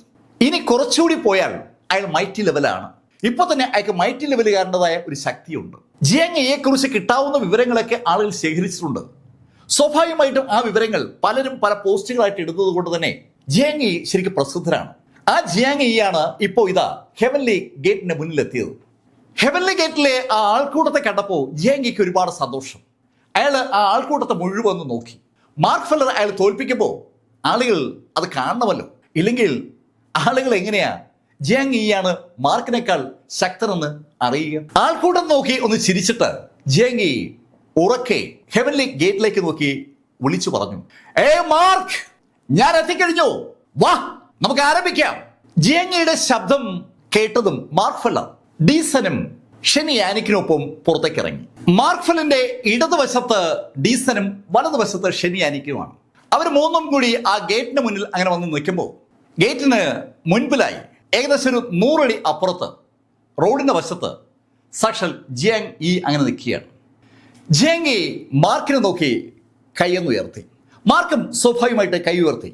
അവര് ഒരേ ആളിന്റെ ശിഷ്യന്മാരാണല്ലോ. രണ്ടുപേരെയും ജിയാങ് ഇ പലതും പഠിപ്പിച്ചിട്ടുണ്ട്. മാർക്ക് ഫെല്ലർ ചിരിച്ചുകൊണ്ട് ജിയാങ് ഇയോട് പറഞ്ഞു, ജിയാങ് ഇ, നമ്മൾ തമ്മിലുള്ള ഫൈറ്റ് വേണമോ? മാർക്ക്, നിനക്ക് ഭയമാണെങ്കിൽ ഫൈറ്റ് വേണ്ടെന്ന് വയ്ക്കാം. നീ തോൽവി സമ്മതിച്ചാൽ മാത്രം മതി, ഈ ഫൈറ്റ് നമുക്ക് ഒഴിവാക്കാം. അത് കേട്ടപ്പോൾ മാർക്ക് ഒന്ന് പുഞ്ചിരിച്ചു. ജിയാങ് ഇ, അതെന്തായാലും വേണ്ട, നമുക്ക് തമ്മിൽ ഒന്ന് ഉരസം. എനിക്കും അറിയണം നീ എത്ര ശക്തനായെന്ന്. മാർക്ക് ഫെല്ലർ കൈ കാണിച്ചതും മറുഭാഗത്ത് നിന്ന് ജിയാങ് ഇയും കൈ കാണിച്ചു. അടുത്ത നിമിഷത്തിൽ ജിയാങ് ഇ മുന്നോട്ട് കുതിക്കുകയാണ്. മുന്നോട്ട് കുതിച്ചു വരുന്ന ജിയാങ് ഇയെ മാർക്ക് ഫെല്ലർ കൗതുകത്തോടെ അങ്ങനെ നോക്കി നിൽക്കുമ്പോഴേക്കും ആ റോഡ് ക്രോസ് ചെയ്ത് ജിയാങ് ഇ മാർക്കിന്റെ തൊട്ടടുത്തെത്തി. തൊട്ടടുത്തെത്തിയതും ജിയാങ് ഇ ചാടി ഉയർന്ന ഒരു ഒറ്റ ഇടിക്ക് മാർക്ക് ഫെല്ലർക്ക് തന്റെ ശക്തി എന്താണെന്ന് ബോധ്യപ്പെടുത്തി കൊടുക്കണമെന്നുള്ള ഉത്കടമായ ആഗ്രഹത്തോടെയാണ് ജിയാങ് ഇ ചാടി ഉയർന്ന് മാർക്കിനെ ഇടിച്ചത്. ജിയാങ് ഇയുടെ പവർഫുൾ ആയിട്ടുള്ള കൈ മാർക്ക് ഫെല്ലർ നേരെ ഇങ്ങനെ പാഞ്ഞു വന്നതും മാർക്ക് ആ കൈയിലെങ്ങ് പിടിച്ചു. അവന്റെ വലത് കൈയാണ് മാർക്ക് പിടിച്ചത്. അതിശക്തമായിട്ട് മാർക്കിനെ ഇടിച്ച ജിയാങ് ഇക്ക് അവന്റെ കൈ പിൻവലിക്കാൻ പറ്റുന്നില്ല. മാർക്ക് ഫെല്ലർ അവന്റെ കയ്യിലങ്ങ് പിടിച്ചിരിക്കുകയാണ്. അമ്പരന്ന് പോയ ജിയാങ്ങി പെട്ടെന്ന് ആ കാഴ്ച കണ്ടു. മാർക്ക് ഫെല്ലറുടെ ഇടത് കൈ അതിവേഗം അവന്റെ മുഖത്ത് നേരെ വരുന്നതാണ് ജിയാങ്ങി കണ്ടത്. ആ ഇടി ജിയാങ്ങിയുടെ മുഖത്ത് പതിച്ചാൽ അവിടെ ജിയാങ്ങി അവസാനിക്കും. ശരിക്കും കൊടുങ്കാറ്റിന്റെ വേഗതയിൽ മാർക്കിന്റെ ലെഫ്റ്റ് ഹാൻഡ് ജിയാങ്ങിയുടെ കണ്ണിന് നേരെ പാഞ്ഞു വരുമ്പോൾ ഭയന്നുപോയ ജിയാങ്ങി കണ്ണങ്ങടച്ചു. ആ കൈ ജിയാങ്ങിയുടെ കണ്ണിന് തൊട്ടടുത്ത് വന്നിട്ട് പതുക്കെ സ്റ്റോപ്പായി. മാർക്കിന്റെ കൈയും ജിയാങ്ങിയുടെ കണ്ണും തമ്മിൽ ഒരു സെന്റിമീറ്റർ മാത്രം അകലമാണുള്ളത്. പക്ഷെ ഇതിനിടയിൽ മാർക്ക് ഫെല്ലറുടെ ആ കൈയുടെ വേഗത സൃഷ്ടിച്ച കാറ്റ് ജിയാങ്ങിയുടെ മുഖത്ത് സാരമല്ലാത്ത പരിക്കുകൾ ഉണ്ടാക്കിയിരിക്കുകയാണ്. ആ മുഖത്ത് രക്തം പൊട്ടി ഒഴുകുകയാണ്. പൊട്ടി ഒഴുകുന്ന രക്തം മുഖത്തൂടെ ഒലിച്ചിറങ്ങപ്പോൾ ജിയാങ്ങി കണ്ണു തുറന്നു. അവന്റെ കണ്ണിന് തൊട്ടു മുന്നിൽ ഭീമാകാരമായ ഒരു കൈ നിൽക്കുന്നത് അവന് കാണാം. അവൻ ശരിക്കും വിറച്ചു തുടങ്ങി. വിറയ്ക്കുന്ന അവനോടായി മാർക്ക് ഫെല്ലർ പറഞ്ഞു, ഞാനേ ഈ കൈ ഒന്ന് മുന്നോട്ട് നീക്കിയാൽ നീ ഇവിടെ അവസാനിച്ചു. അത് കേട്ടപ്പോ ജിയാങ്ങി അവന്റെ വലത് കൈ മാർക്കിന്റെ കയ്യിൽ നിന്ന് വിടുവിക്കാൻ ശ്രമിക്കുകയാണ്. പക്ഷെ മാർക്ക് ബലമായി പിടിച്ചിരിക്കുന്നുണ്ട് അവന് കൈ വിടുവിക്കാൻ പറ്റുന്നില്ല. അവൻ വല്ലാതെ വിറയ്ക്കുന്ന കണ്ടതും മാർക്ക് ഫെല്ലർ വലത് കൈ കൊണ്ട് അവൻ വെറുതെ ഇങ്ങ് തള്ളി. മാർക്ക് വളരെ കൂളായിട്ടാണ് ജിയാങ്ങിയെ തള്ളിയത്. പക്ഷെ ആ തള്ളിന് നല്ല പവർ ഉണ്ടെന്ന് ആകാശത്തൂടെ ജിയാങ്ങി പറക്കുന്ന കണ്ടാൽ ഏവർക്കും മനസ്സിലായി. ശരിക്കും റോഡിന്റെ മറുഭാഗത്ത് നിന്ന് ഹെവൻലി ഗേറ്റിന്റെ അതുവരെ ഓടിയെത്തിയാണ് ജിയാങ്ങി മാർക്കിനെ ഇടിച്ചത്. മാർക്ക് തിരിച്ചവനെ തള്ളിയപ്പോൾ അവൻ ചെന്ന് വീണത് റോഡിന്റെ മറുവശത്ത് തന്നെയാണ്. വിശാലമായ ആ ഹൈവേയുടെ മറുഭാഗത്ത് വന്ന് വീഴുമ്പോൾ ജിയാങ്ങി ഒരു കാര്യം മനസ്സിലാക്കി. മാർക്ക് ഫെല്ലറുടെ ആ ഫിസിക്കൽ സ്ട്രെങ്ത് അസാമാന്യമാണ്. അത് ബോധ്യപ്പെട്ടുകൊണ്ടാണ് റോഡിൽ നിന്ന് ജിയാങ്ങി എണീറ്റത്. എണീറ്റ് നിന്ന് ജിയാങ്ങി കൈയൊക്കെ ഒന്ന് തട്ടിക്കുടഞ്ഞു. അവനൊന്ന് ചലിച്ചതും അവന്റെ മുഖത്തുണ്ടായിരുന്ന ആ രക്തമൊക്കെ അങ്ങ് പോവുകയും ചെയ്തു. വല്ലാത്തൊരു ഹീലിംഗ് ഇഫക്റ്റ് അവന്റെ ബോഡിക്ക് ഉണ്ടെന്ന് അർത്ഥം. ജിയാങ്ങി ഒന്ന് ചിരിച്ചു. മാർക്ക്, ഞാൻ നിന്നെ സമ്മതിച്ചു തന്നിരിക്കുകയാണ്. നിന്റെ ഫിസിക്കൽ ബോഡി ശക്തം തന്നെയാണ്. ഓക്കെ, ഞാൻ ഒരു വിഡ്ഢി ആയതുകൊണ്ടായിരിക്കും അല്ലേ മാർക്ക് നിന്റെ സ്ട്രെങ്തിനെ എന്റെ വീക്ക്നെസ് വെച്ച് ഒന്ന് ഉരസി നോക്കിയത്. ഫിസിക്കൽ സ്ട്രെങ്ത് ആണ് കമ്പയർ ചെയ്തെങ്കിൽ മാർക്ക് ഫെല്ലർ വളരെ ഉയരത്തിലും ജിയാങ്ങി താഴത്തിലുമാണ്. സ്വാഭാവികമായി ജിയാങ്ങി ആ കാര്യത്തിൽ മാർക്കിനെ അപേക്ഷിച്ച് വീക്കാണ്. ഏത് കാര്യത്തിലാണോ താൻ വീക്ക് ആ കാര്യമാണ് ഇവിടെ മത്സരിക്കാനായി ജിയാങ്ങി ഉപയോഗിച്ചത്. അത് ശരിക്കും മണ്ടത്തരമായി പോയെന്ന് ജിയാങ്ങി സ്വയം സമ്മതിക്കുകയാണ്. ജിയാങ്ങി അങ്ങനെ പറഞ്ഞതും മാർക്ക് ജിയാങ്ങിയോട് പറഞ്ഞു, ഓക്കെ, നീ തോൽവി സമ്മതിച്ചെങ്കിൽ നമുക്ക് ഇവിടെ അവസാനിപ്പിക്കാം. ഹേയ് മാർക്ക്, ഞാൻ തോൽവി സമ്മതിക്കാൻ അത് നിന്നോട്. മാർക്ക്, നീ ഒരു സംഭവമാണെന്നൊക്കെ നിനക്ക് സ്വയം തോന്നുകയാണെങ്കിൽ അത് വെറുതെയാണ്. മാർക്ക്, നീ ഇതാ കണ്ടോ? അങ്ങനെ പറഞ്ഞിട്ട് ജിയാങ്ങി ഒരു കറക്കം, ശരിക്കും പമ്പരം കറങ്ങ കറങ്ങി ജിയാങ്ങിയുടെ രണ്ട് കൈകളും മുൻപിലേക്ക് വരുമ്പോൾ ആ കയ്യിൽ നിന്ന് പറ പറ സ്പെല്ലുകൾ രൂപീകരിക്കപ്പെടുകയാണ്. ശരിക്കും മാന്ത്രിക സ്പെല്ലുകളുടെ ഒരു ആഘോഷം തന്നെ അവിടെ ജിയാങ്ങി നടത്തി എന്ന് പറയാം. അയാളുടെ ഉള്ളം കയ്യിൽ നിന്ന് ശരിക്കും ശക്തമായ പ്രകാശം മാർക്കിന് നേരെ വരുമ്പോൾ അയാളുടെ നഖങ്ങളിൽ നിന്ന് ചെറിയ പാമ്പുകളാണ് പുറത്തേക്ക് തെറിച്ചത്. അതേ സമയത്ത് അയാളുടെ വിരലുകളിൽ നിന്ന് തെറിക്കുന്നത് അമ്പുകളാണ്. പല ശൈലിയിലുമുള്ള ആയുധങ്ങൾ അയാളുടെ ഓരോ സ്പെല്ലിൽ നിന്നും പുറത്തേക്ക് വരികയാണ്. അമ്പരപ്പിക്കുന്ന വേഗതയിൽ പാമ്പുകളും നക്ഷത്രങ്ങളും താമരകളും കുന്തങ്ങളും എന്ന് വേണ്ട സകല മാന്ത്രിക ഉപകരണങ്ങളും ജിയാങ്ങിയുടെ ആ സ്പെല്ല് വഴി മാർക്ക് ഫെല്ലറെ ആക്രമിച്ചു. ആ എല്ലാ ആയുധങ്ങളും ജിയാങ്ങിയുടെ ഇന്റേണൽ എനർജിയുടെ സൃഷ്ടിയാണ്. ഇത്രയേറെ ഇന്റേണൽ എനർജി ഒരു നിശ്ചിത സമയത്തിനുള്ളിൽ ആരെങ്കിലും ഉപയോഗിക്കുന്നത് ആദ്യമായിട്ടാണ് ആളുകൾ കാണുന്നത്. അമ്പരപ്പിക്കുന്ന വേഗതയിൽ ആ ആയുധങ്ങൾ മാർക്കിനെ സമീപിക്കുമ്പോൾ മാർക്ക് ഫെല്ലർ അവയെ കൈകൊണ്ട് പതുക്കെ തടുക്കുകയാണ്. തന്നെ നേരെ പാഞ്ഞു വന്ന ആയുധങ്ങളെ മാർക്ക് കൂളായിട്ട് കൈകൊണ്ട് തട്ടി അകറ്റുകയാണ്. മാർക്ക് കൈയൊന്ന് അനക്കുന്നതും ആ ആയുധം തകരുകയാണ്. അത് ഒരു പ്രകാശ ഭീമായിരിക്കാം, അമ്പായിരിക്കാം, കുന്തമായിരിക്കാം, വാളായിരിക്കാം, നക്ഷത്രമായിരിക്കാം, താമരയായിരിക്കാം, അതുമല്ലെങ്കിൽ വലിയ പാമ്പുകളായിരിക്കാം, അതുമല്ലെങ്കിൽ ശരിക്കും പൈശാചിക സ്വഭാവമുള്ള ഡ്രാഗണുകളോ അല്ലെങ്കിൽ വൈൽഡ് ആനിമൽസോ എന്തു വേണോ ആകാം. പല രീതിയിൽ നിരന്തരമായി മാർക്കിനെ ജിയാങ്ങി അറ്റാക്ക് ചെയ്തു. ഏകദേശം ഒരു അരമണിക്കൂർ ജിയാങ്ങിയുടെ ഒരു താണ്ഡവം തന്നെ അവിടെ നടന്നു എന്ന് പറയാം. പക്ഷെ ആ താണ്ഡവം വഴി ജിയാങ്ങി സൃഷ്ടിക്കുന്ന ആ റിസൾട്ടുകളുണ്ടല്ലോ, ആ വന്യ സ്വഭാവമുള്ള മൃഗങ്ങളും വന്യ സ്വഭാവമുള്ള ആയുധങ്ങളും അതൊന്നും തന്നെ മാർക്കിന്റെ ബോഡി തൊട്ടില്ല എന്ന് തന്നെ പറയാം. പക്ഷെ തൊട്ടില്ല എന്ന് ചോദിച്ചാൽ ചിലതൊക്കെ തൊട്ടിട്ടുണ്ട്. അതിന്റെ ഫലമായി മാർക്കിന്റെ ബോഡിയിൽ ചെറിയ വരകൾ വീണിട്ടുമുണ്ട്.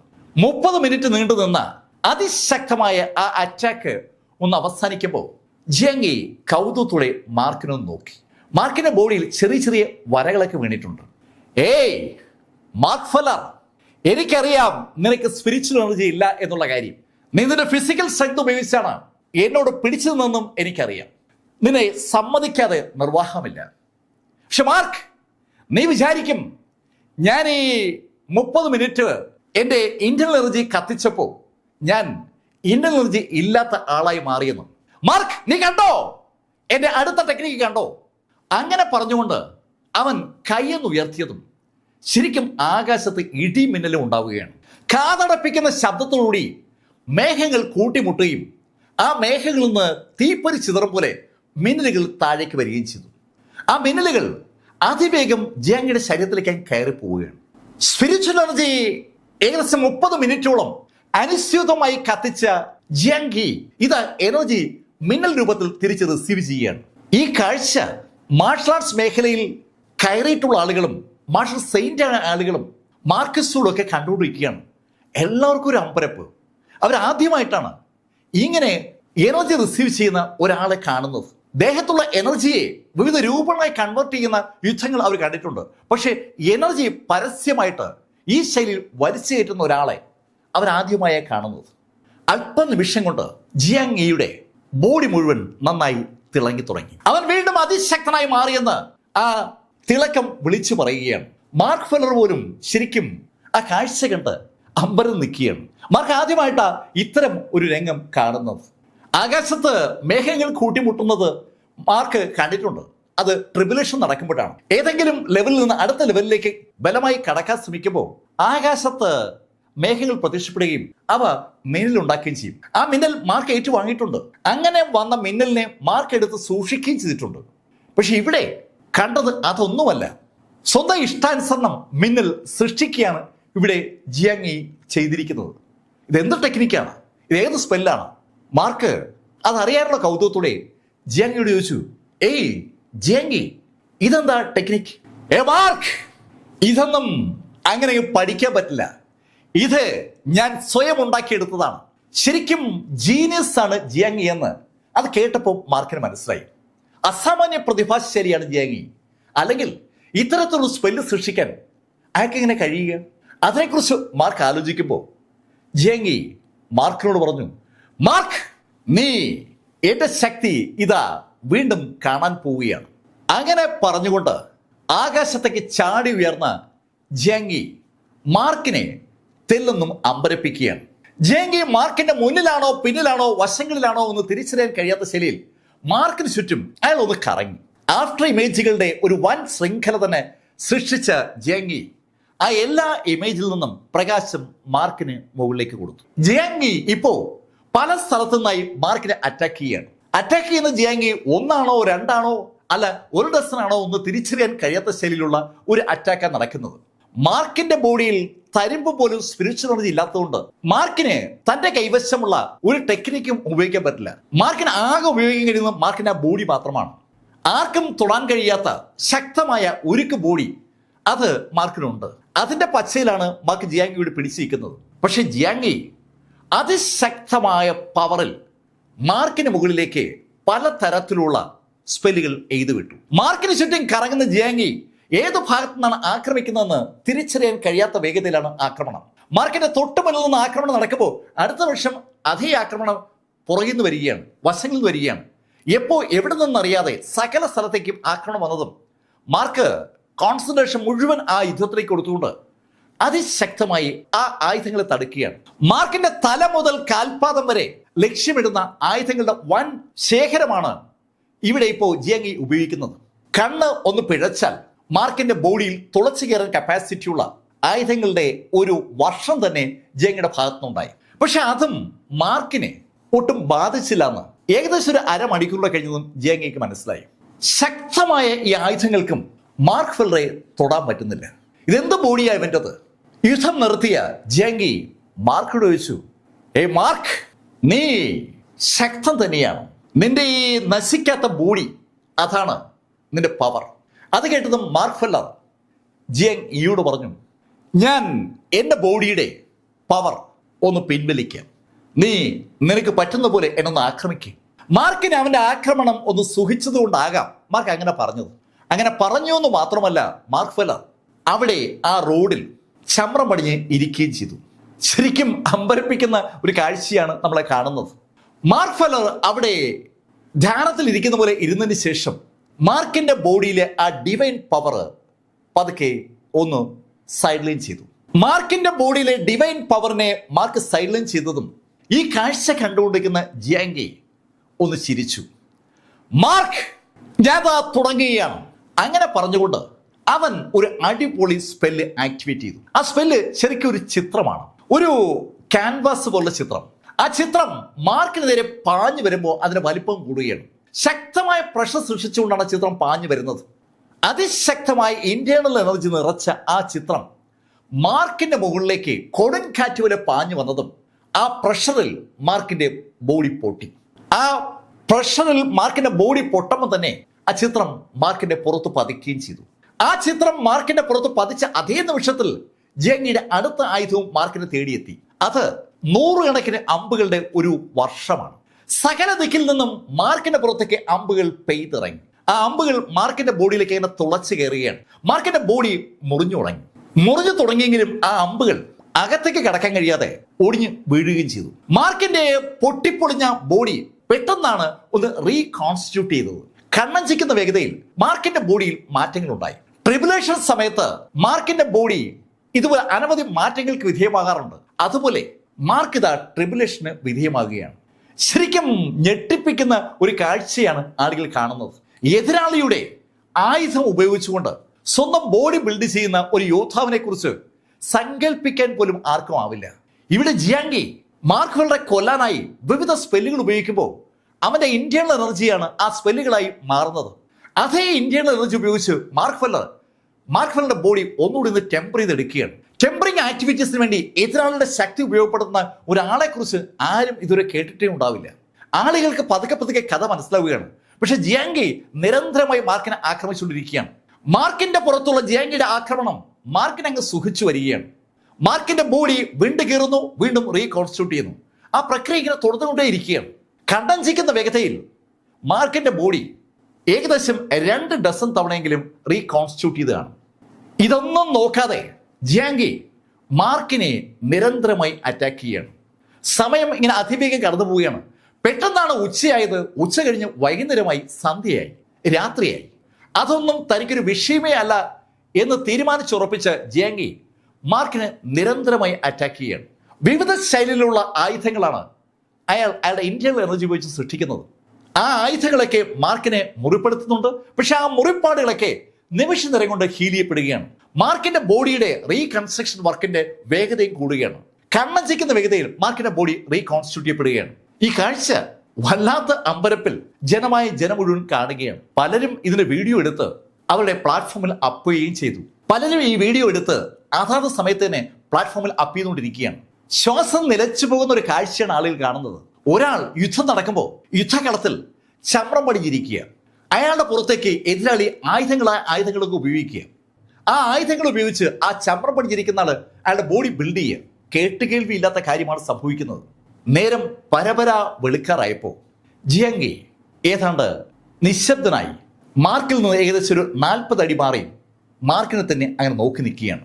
മാർക്കിന്റെ ചുറ്റും ഇപ്പോൾ ഒരു വലിയ കുഴി ഉണ്ടായിട്ടുണ്ട്. ആ ഹൈവേ ഏതാണ്ട് തകർന്ന് തരിപ്പണമായിരിക്കുകയാണ്.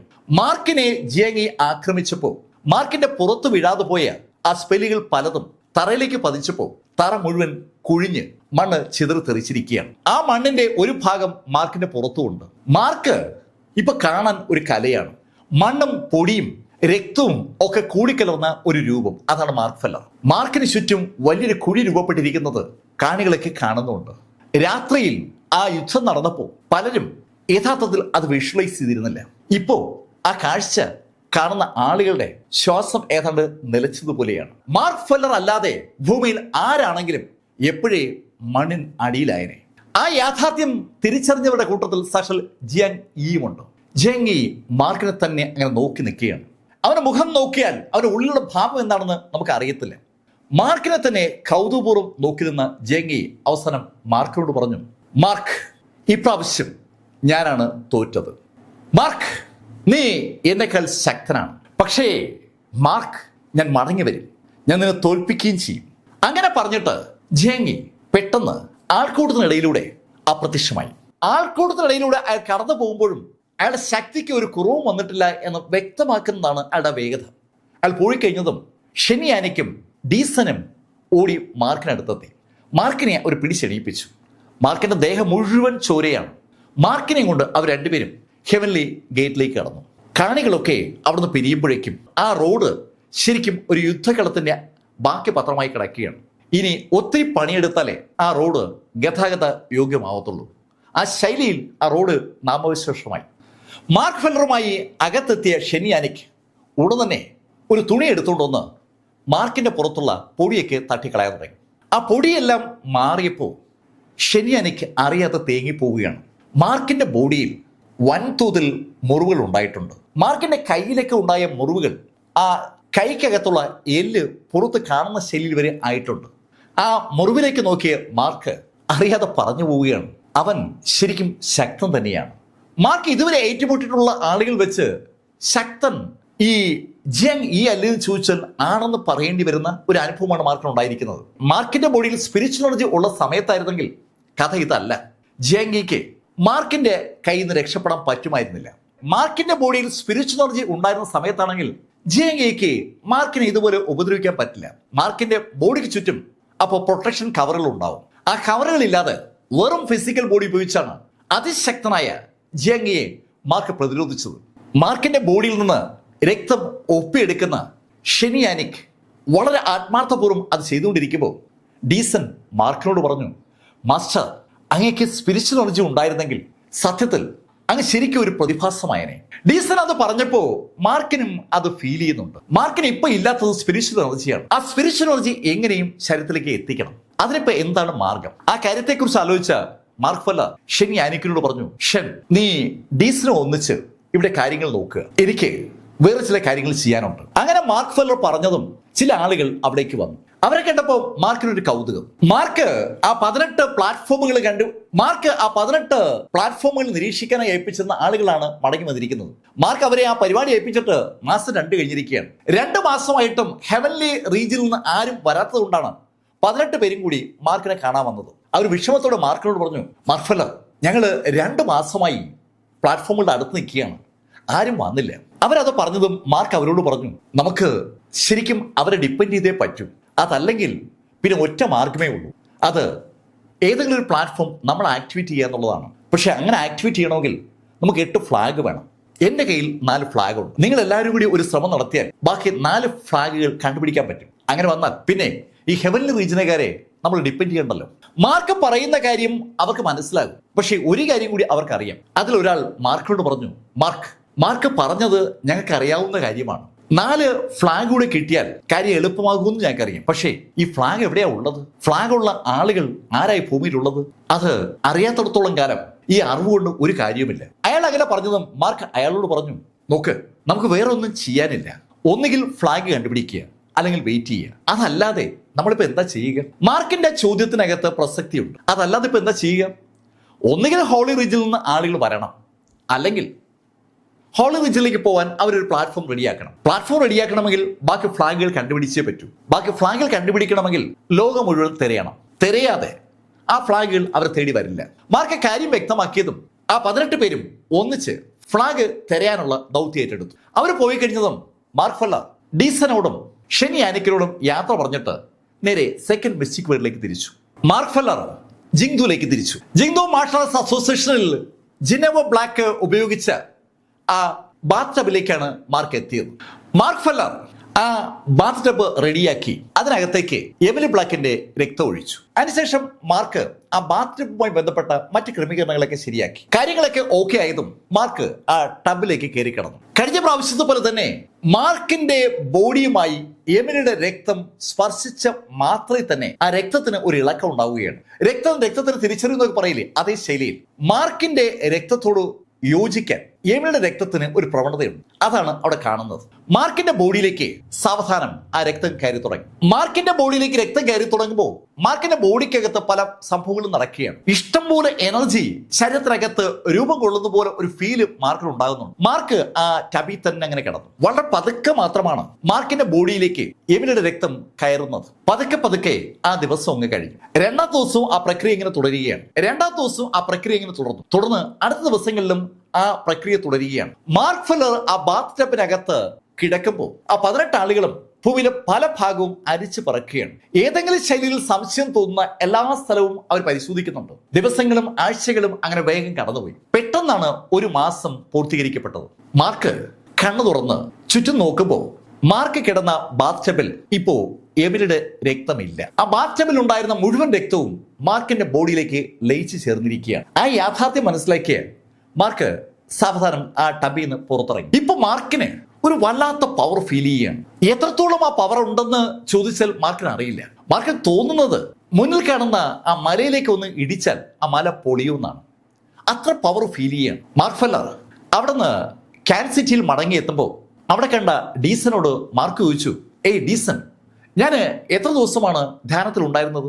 മാസ്റ്റർ 31 ദിവസം ധ്യാനത്തിലായിരുന്നു. 31 ദിവസം താൻ ആ ബാത്ത് ടബിൽ കിടന്നു എന്നുള്ള കാര്യം അപ്പോഴാണ് മാർക്ക് ഫെല്ലർ തിരിച്ചറിയുന്നത്. 31 ദിവസം കൊണ്ട് എമിലി ബ്ലാക്കിന്റെ രക്തം മുഴുവൻ തന്റെ ശരീരത്തിന്റെ ഭാഗമായിരിക്കുകയാണ്. മാർക്കിന്റെയും എമിലിയുടെയും രക്തം ഇപ്പോ യോജിക്കപ്പെട്ടിരിക്കുകയാണ്.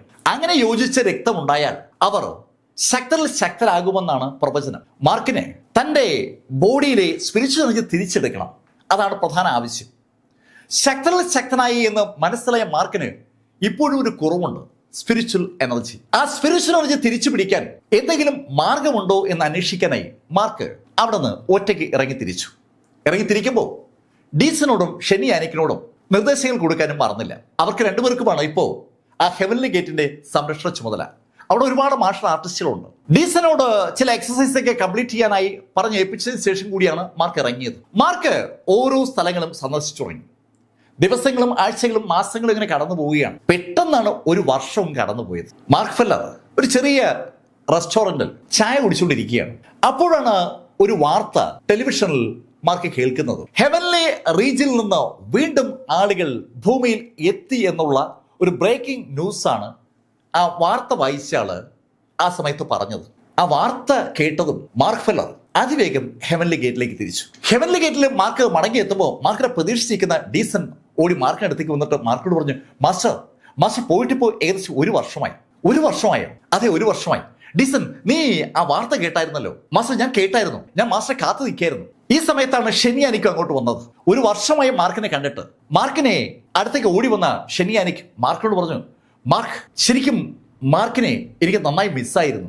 ഷെൻ, വിട്ടുകളെ, നമുക്ക് ആ ഹോളി റീജിയന്റെ ആളുകൾ വന്ന സ്ഥലത്തേക്ക് പോകണം. അവര് ഹെവൻലി ഗേറ്റിൽ നിന്ന് വളരെ വിദൂരതയിലുള്ള ഒരു സ്ഥലത്താണ് എത്തിയിരിക്കുന്നത്. പൈറൂയിലെ അല്ല അവർ എത്തിയിരിക്കുന്നത്. അവരുള്ള സ്ഥലത്തിന്റെ ഏകദേശ വിവരം ഡീസന്റെ കൈവശമുണ്ട്. ഡീസനും മാർക്കും ഷെനി ആനിക്കും കൂടി പോകാൻ തീരുമാനിക്കുമ്പോഴാണ് ആ മൈറ്റ് ലെവൽ ഫൈറ്റേഴ്സ് വീണ്ടും മാർക്കിനെ തേടി വന്നത്. അവർ 20 പേരുണ്ടായിരുന്നു. ഇപ്പോ 10 പേരേ ഉള്ളൂ. ബാക്കി 10 പേര് എവിടെയെന്ന് ചോദിച്ചപ്പോ അതിന് സങ്കടപ്പെടുന്ന ഒരു മറുപടിയാണ് അവർ പറഞ്ഞത്. ആ 10 പേരും കഴിഞ്ഞ ഒരു കൊല്ലത്തിനിടയിൽ മരണപ്പെട്ടു. ആ 20 ആളുകളും യഥാർത്ഥത്തിൽ കാലങ്ങളായിട്ട് മരണത്തെ നീട്ടിപ്പിടിച്ച ആളുകളാണ്. അവരുടെ പ്രദേശം മുഴുവൻ ഹെവൻലി റീജിയനിലായിരുന്നു. ഹെവൻലി റീജിയനിലേക്ക് പോകാൻ കഴിഞ്ഞാൽ അവർക്ക് അവിടെ ആയുസ് നീട്ടി കിട്ടുമായിരുന്നു. പക്ഷെ അത് സംഭവിക്കാത്തത് കൊണ്ട് അവര് പലരും മരണത്തിലേക്ക് നടന്നെടുത്തതാണ്. ബാക്കി 10 പേരും മാർക്കിനോട് പറഞ്ഞു, മാർക്ക്, വാർത്ത ഞങ്ങൾ പറഞ്ഞു, ഞങ്ങൾ കൂടെ വരട്ടെ? പിന്നെന്താ, നിങ്ങളും വാ. ആ ടീം 2 ദിവസം കഴിഞ്ഞപ്പോ ആ ഹെവൻലി റീജിയനിൽ നിന്നുള്ള ആളുകൾ ഉള്ള സ്ഥലത്തെത്തി. മാർക്ക് ഫെല്ലറും ടീമും ആ ഹെവൻലി റീജിയനിലെ ആളുകളുടെ ഭാഗത്ത് വരുമ്പോൾ അവിടെ ശരിക്കും ഒരു ആൾക്കൂട്ടമുണ്ട്. അവര് വരിയായിട്ട് നിൽക്കുകയാണ്. അവിടെ ശരിക്കും ഒരു ടെസ്റ്റിംഗ് നടക്കുകയാണ്. ടെസ്റ്റിൽ പാസ്സാകുന്ന ആളുകളെ മാത്രമേ അവരെടുക്കുന്നുള്ളൂ. ഇതുവരെയായിട്ട് 2 ആളുകളെയാണ് അവര് സെലക്ട് ചെയ്തത്. അതിൽ ഒരാള് 14 വയസ്സുള്ള ഒരു കൊച്ചു പയ്യൻസാണ്. അവനൊരു മാർഷൽ സെയിന്റുമാണ്. 14 വയസ്സിലെ മാർഷൽ സെയിന്റായ ആളെ കുറിച്ച് കേട്ടപ്പോ ശരിക്കും ഒരു അമ്പരപ്പ് മാർക്കിനുണ്ട്. മാർക്ക് അതിശയത്തോടെ ഷെനിയാനിക്കോട് ചോദിച്ചു, അതാരാ ആ കക്ഷി? മാർക്ക്, ഒരു മിഖായിൽ പിങ് ആണ് കഥാപാത്രം. കൊച്ചുകുട്ടിയാണ്, പക്ഷെ അവൻ ശക്തനാണെന്നാ അറിയുന്നത്. അവൻ ശക്തനായ മാർഷൽ സെയിന്റ് ആണ്. ഇപ്പൊ തന്നെ അവൻ പീക്ക് ലെവൽ മാർഷൽ സെയിന്റ് ആയെന്നാണ് അറിവ്. പീക്ക് ലെവൽ മാർഷൽ സെയിന്റ് ആയ 14 വയസ്സുള്ള മിഖായിൽ പെങ് കേൾക്കുമ്പോൾ തന്നെ അമ്പരപ്പ് തോന്നുന്ന ഒരു കഥ. മാർക്ക് അങ്ങനെ ആലോചിക്കുമ്പോഴേക്കും മാർക്കിനെ പലരും കണ്ടു. അവരെല്ലാം മാർക്കിനെ നോക്കി കൈ കാണിച്ചു. ഈ സമയത്ത് ആ ലൈനിന്റെ ഏറ്റവും മുന്നിൽ ടെസ്റ്റ് നടത്തിക്കൊണ്ടിരിക്കുന്ന ആളുകളും ആ ഇളക്കം ശ്രദ്ധിച്ചു. ആളുകളൊക്കെ തിരിഞ്ഞ് കൈ കാണിക്കുന്ന കണ്ടതും ടെസ്റ്റ് നടത്തിക്കൊണ്ടിരിക്കുന്ന ചെറുപ്പക്കാരൻ മുന്നിൽ നിൽക്കുന്ന ആളോട് ചോദിച്ചു, എന്താ അവിടെ? സാർ, അത് മിസ്റ്റർ മാർക്ക് ഫെല്ലർ ആണ്. മാർക്ക് ഫെല്ലറോ? അതെ സാർ, മാർക്ക് ഫെല്ലർ ഈ ഭൂമിയിലെ ഏറ്റവും ശക്തനാണ്. ഓഹോ, ഭൂമിയിലെ ശക്തനും ഹെവൻലി റീജിയനിലേക്ക് വരികയാണോ? നല്ല കാര്യമാണല്ലോ. അങ്ങനെ ആ ചെറുപ്പക്കാരൻ പറഞ്ഞതും ചെറുപ്പക്കാരി ചിരിച്ചുകൊണ്ട് ആ ചെറുപ്പക്കാരനോട് പറഞ്ഞു, ചിലപ്പോ പുലിയില്ലാത്ത സ്ഥലത്ത് കുറുക്കൻ രാജാവാകില്ലേ, അതുപോലെ കരുതിയാ മതി. മാർക്ക് ഫെല്ലറെ ഇവിടെ ഭൂമിയിൽ നമ്പർ 1 ആയിരിക്കുന്നതിന്റെ കാരണം ഇവിടെ ശക്തർ ഇല്ലാത്തത് കൊണ്ടാണെന്നാണ് ആ സ്ത്രീ പറഞ്ഞത്. അത് കേട്ടതും ആ ചെറുപ്പക്കാരൻ അവളോട് പറഞ്ഞു, ഹേയ് റെയ്ന, നീ പറഞ്ഞതാണ് സത്യം. ഇവിടെ കുറെ മണ്ടന്മാരുള്ള സ്ഥലമല്ലേ. ഇവിടെ മണ്ടന്മാരുടെ കൂട്ടത്തിൽ നമ്മളുമായി കമ്പയർ ചെയ്യാൻ പറ്റുന്ന ആരാ ഉണ്ടാവുക? അങ്ങനെ അവർ സംസാരിക്കുമ്പോ മുന്നിൽ നിന്ന ആള് അവരോട് പറഞ്ഞു, ഹേയ് അങ്ങനെയല്ല, മാർക്ക് ശരിക്കും ശക്തനാണ്. ഓക്കെ എന്തോ ആവട്ടെ, എന്തായാലും ടെസ്റ്റിംഗ് എത്തൂല, അപ്പൊ നമുക്ക് കാണാം. അവരങ്ങനെ നിൽക്കുമ്പോഴേക്കും പതുക്കെ ക്യൂ മൂവ് ചെയ്തുകൊണ്ടിരിക്കുകയാണ്. ക്യൂ അതിവേഗം മൂവ് ചെയ്യാണ്. കാരണം ആർക്കും ടെസ്റ്റ് അങ്ങോട്ട് പാസ്സാകാൻ പറ്റുന്നില്ല. മാർക്ക് ഫെല്ലറും ടീമും ആ ടെസ്റ്റ് നടക്കുന്ന പോയിന്റിന് അടുത്തെത്താറായപ്പോഴേക്കും ഏകദേശം സന്ധ്യ ആകാറായി. മാർക്കിന്റെ തൊട്ടു മുന്നിലുള്ളത് ഷെനിയാനിക്കാണ്. ഷെനിയാനിക്കിന് മുന്നിലുള്ളത് ഡീസനാണ്. മാർക്കിന്റെ പുറകിലാണ് ആ മൈറ്റ് ലെവലിലെ ആളുകൾ. അവർ മനഃപൂർവ്വം മാർക്കിനെ മുന്നിൽ കയറ്റി നിർത്തിയിരിക്കുന്നതാണ്. മാർക്ക് ഫെല്ലർ വിജയിച്ചാൽ മാർക്കിന് സ്വാഭാവികമായിട്ടും ഒരു കോട്ട ചോദിച്ചു വാങ്ങാൻ പറ്റും. അത് അവർക്ക് ഉറപ്പുള്ള കാര്യമാണ്. മാർക്കിലാണ് അവരെല്ലാ പ്രതീക്ഷയും അർപ്പിച്ചിരിക്കുന്നത്. ഡീസൻ ടെസ്റ്റിന് എത്തിയതും ഡീസനെ ടെസ്റ്റ് ചെയ്യാനുള്ള ഒരുക്കമായി. അവിടെ ഒരു കല്ലിരിപ്പുണ്ട്. ആ കല്ലിന്റെ മുകളിൽ നമ്മൾ കൈയൊന്ന് വെച്ചാൽ മതി, അത്രയേ ഉള്ളൂ ടെസ്റ്റ്. അവർ പറഞ്ഞതുപോലെ ഡീസൻ കൈ ആ കല്ലിന്റെ മുകളിൽ വെച്ചു. ഡീസൻ ആ കൈ ആ കല്ലിന്റെ മുകളിൽ വെച്ചതും കല്ലിൽ നിന്ന് ഒരു പ്രകാശം ഉണ്ടായി, ഒരു ചുവന്ന പ്രകാശം. ആ പ്രകാശം ഡീസന്റെ കൈയിലേക്ക് കയറി കൈയിലൂടെ ഷോൾഡറിലേക്കും പതുക്കെ ബോഡി മുഴുവനും വ്യാപിച്ചു. ഡീസൻ കൈ അങ്ങനെ തന്നെ വെച്ചിരിക്കുകയാണ്. ആ ബോഡി മുഴുവൻ കറങ്ങിയ പ്രകാശം തിരിച്ച് അതേ വേഗതയിൽ മടങ്ങി വന്ന് കൈയിലൂടെ വീണ്ടും ആ കല്ലിൽ വന്നതും കല്ല് ഒന്ന് പ്രകാശിച്ചു. കല്ല് പ്രകാശിച്ചപ്പോ കല്ലിനോട് അനുബന്ധിച്ചുള്ള ഒരു സ്റ്റാൻഡിൽ ഒരു ക്ലോക്ക് പോലെ ഒരു സാധനമുണ്ട്. അതിനകത്ത് ഒരു നമ്പർ എഴുതി കാണിച്ചു, 93. 93 എന്ന നമ്പർ കണ്ടതും ഡീസനെ ടെസ്റ്റ് ചെയ്യുകയായിരുന്ന ആ ചെറുപ്പക്കാരൻ അമ്പരപ്പോടെ ആ നമ്പറിലേക്കും ഡീസനെ ഒന്ന് നോക്കി. എന്താ ഇത്? ആ ചെറുപ്പക്കാരന്റെ അമ്പരന്ന മുഖം സ്വാഭാവികമായും അവിടെ പുറകിലിരുന്ന ആളുകളും കണ്ടു. ലേശ പ്രായമുള്ള ഒരാള് പെട്ടെന്ന് എഴുന്നേറ്റ് ആ കല്ലിനടുത്തേക്ക് വന്നു. അയാള് ആ സ്ക്രീനിലേക്കും ഡീസലിലേക്കും നോക്കി. സ്ക്രീനിൽ 93 അപ്പോഴും തെളിഞ്ഞു കാണാം. അയാളുടെ മുഖത്ത് അവിശ്വസനീയമായ എന്തോ കണ്ട ഒരു ഭാവമാണുള്ളത്. അയാൾ എന്തിനാ ഇങ്ങനെ അന്തപ്പെട്ട് നോക്കുന്നതെന്ന് മനസ്സിലാവാതെ നിൽക്കുന്ന ഡീസൻ എന്താണ് സംഭവം എന്നറിയാനായി മാർക്ക് ഫെല്ലറെ തിരിഞ്ഞു നോക്കുമ്പോൾ ആ ആളുകൾ പരസ്പരം സംസാരിക്കുകയാണ്. ആ മത്സരം നടത്തുന്ന ആളുകളെ സംസാരിക്കുന്നത്. റെയ്ന എന്ന് വിളിപ്പേരുള്ള അവൾ കൂടെ നിൽക്കുന്ന ആ ചെറുപ്പക്കാരനോട് പറഞ്ഞു, ഹീനർ, ഇത് ശരിക്കും അതിശയമായിരിക്കുകയാണല്ലോ. അതേ റെയ്ന, ശരിക്കും അത് അതിശയമായിരിക്കുകയാണ്. അങ്ങനെ പറഞ്ഞിട്ട് ആ രണ്ടുപേരും തിരിഞ്ഞ് ആ പ്രായമുള്ള മനുഷ്യനെ നോക്കി. വെളുത്ത താടിയുള്ള അയാളെ നോക്കിയിട്ട് റെയ്ന അയാളോട് പറഞ്ഞു, എൽഡർ ബൈഡൻ, അങ്ങ് കണ്ടില്ലേ ഇത്? ചിലപ്പോ നമുക്ക് അബദ്ധം പറ്റിയതാണെങ്കിലും. അങ്ങനെ റെയ്ന പറഞ്ഞതും ഹീനർ കൂടെ പറഞ്ഞു, അതേ എൽഡർ, ചിലപ്പോ നമ്മുടെ കല്ലിന് തകരാറ് പറ്റിയതാവും. റെയ്ന, നീ കല്ലൊന്ന് മാറ്റി വെച്ച്. കേൾക്കേണ്ട താമസം റെയ്ന കൈയൊന്ന് അനക്കിയതും അവളുടെ കൈയിലേക്ക് വേറൊരു കല്ല് വന്നു. അവള് ആദ്യത്തെ കല്ല് ഇടത് കൈ കൊണ്ട് മാറ്റിയിട്ട് വലത് കൈ കൊണ്ട് ആ കല്ല് അവിടെ സ്ഥാപിച്ചു. അതിവേഗത്തിലാണ് റെയ്നെ ആ കാര്യം ചെയ്തത്. പൂ പോലെയാണ് അവൾ കല്ല് മാറ്റി വെച്ചത്. പുതിയ കല്ല് ആദ്യത്തെ കല്ലിരുന്ന സ്ഥാനത്ത് ഉറപ്പിച്ച് കാര്യങ്ങളൊക്കെ റെഡിയാക്കി കഴിഞ്ഞതും എൽഡർ ബൈഡൻ റെയ്നോട് പറഞ്ഞു, റെയ്ന, ആ ടെസ്റ്റ് ഒന്നുകൂടി നടത്തി. ഇത്രയും നേരം അവിടെ മുന്നിൽ നിൽക്കായിരുന്ന ഡീസനോടായി റെയ്ന പറഞ്ഞു, ഏയ് നീ ആ കൈ ഒന്നുകൂടെ വെച്ച്. അങ്ങനെ റെയ്ന പറയുമ്പോ ഹീനർ ഡീസനോട് പറഞ്ഞു, ഏയ് ചെറുപ്പക്കാര, ചിലപ്പോ നമ്മുടെ യന്ത്രത്തിന് തെറ്റൊക്കെ പറ്റും, അല്ലാതെ ആർക്കാ ഈ 93 കിട്ടുക? അങ്ങനെ അവൻ പറയുമ്പോഴേക്കും ഡീസൻ വീണ്ടും കൈ വെച്ച് കഴിഞ്ഞു. കല്ലിൽ നിന്ന് പഴയതുപോലെ ചുവന്ന പ്രകാശം അയാളുടെ കൈയിലേക്ക് വന്നു. കൈ വഴി ഷോൾഡറിലേക്കും ദേഹം മുഴുവൻ വ്യാപിച്ചു. തിരിച്ച് കാലിൽ നിന്ന് ആ പ്രകാശം മടങ്ങിയെത്തി കയ്യിലൂടെ ആ കല്ലിലേക്ക് തിരിച്ചെത്തി. കല്ല് ഒന്ന് പ്രകാശിച്ചു. വീണ്ടും അവിടെ ആ നമ്പർ എഴുതി കാണിച്ചു, 93. അത് കണ്ടതും എൽഡർ ബൈഡന്റെ മുഖം ശരിക്കും സന്തോഷം കൊണ്ടങ്ങ് വികസിക്കുകയാണ്. അയാൾ ഓടി വന്ന് ഡീസനെ പിടിച്ചെന്ന് കുലുക്കി. മിടുക്കൻ, നീ ശരിക്കും എന്നെ അതിശയപ്പെടുത്തിയിരിക്കുകയാണ്. എനിക്ക് വിശ്വസിക്കാൻ പറ്റുന്നില്ല, 93 സ്കോറുള്ള ഒരാള് നമ്മുടെ ഈ ഗ്രൂപ്പിൽ വന്നു പെടുമെന്ന്. അത് കേട്ടതും ഡീസൻ അവരോട് ചോദിച്ചു, അല്ല, ഈ മെഷീന്റെ മാക്സിമം സ്കോർ എത്രയാണ്? അത് 100ആണ്. 100ൽ 93 താൻ നേടിയെന്ന് കേട്ടപ്പോ ഡീസന്റെ മുഖത്ത് ശരിക്കൊരു പുഞ്ചിരി. അവൻ തിരിഞ്ഞ് മാർക്ക് ഫെല്ലറോട് പറഞ്ഞു, മാസ്റ്റർ കണ്ടില്ലേ, ഞാൻ 93 മാർക്ക് നേടി. അവന്റെ ആ സന്തോഷം മാർക്കിനും സന്തോഷം ഉണ്ടാക്കി. മാർക്ക് ചിരിച്ചുകൊണ്ട് ഡീസനോട് പറഞ്ഞു, ഡീസൻ, നീ ഇതിലും മുകളിലേക്ക് പോകും. അങ്ങനെ മാർക്ക് പറയുമ്പോൾ സന്തോഷത്തിലൂടെ എൽഡർ ബൈഡൻ ഡീസനോട് പറഞ്ഞു, എന്താ കുട്ടി നിന്റെ പേര്? എന്റെ പേര് ഡീസൺ എന്നാണ്. ഡീസൺ, നിനക്ക് എന്റെ ശിഷ്യനാകാൻ താല്പര്യമുണ്ടോ? അല്ല, അങ്ങനെ എന്താ ചോദിച്ചാൽ എനിക്ക് മനസ്സിലായില്ല.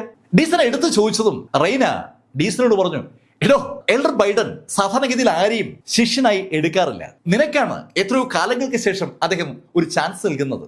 അത് കേട്ടപ്പോ ഡീസൺ എൽഡർ ബൈഡനെ ഒന്ന് തൊഴുതു. എൽഡർ, പ്ലീസ് എന്നോട് ക്ഷമിക്കണം. ഒരാൾക്ക് ജീവിതത്തിൽ ഒരു മാസ്റ്ററെ പാടുള്ളൂ എന്നൊരു നിയമം ഉണ്ടെന്നാണ് എന്റെ വിശ്വാസം. ഞാൻ എന്റെ മാസ്റ്ററെ കണ്ടെത്തി കഴിഞ്ഞായിരുന്നു. ആ മാസ്റ്ററാണ് എന്റെ മാസ്റ്റർ. മറ്റൊരാളെ മാസ്റ്ററായി എടുക്കാൻ എനിക്ക് പറ്റില്ല. ഡീസൺ അത് പറഞ്ഞതും റെയ്നയും ഹീനറും ശരിക്കും അത്ഭുതത്തോടെ ഡീസനെ തന്നെ ഒന്ന് നോക്കി പോവുകയാണ്. ഹീനർ പെട്ടെന്ന് ഡീസനോട് ചോദിക്കുകയും ചെയ്തു, ഇത് കൊള്ളാലോ, മണ്ട, നീ ഇത് എന്തായി പറയുന്നത്?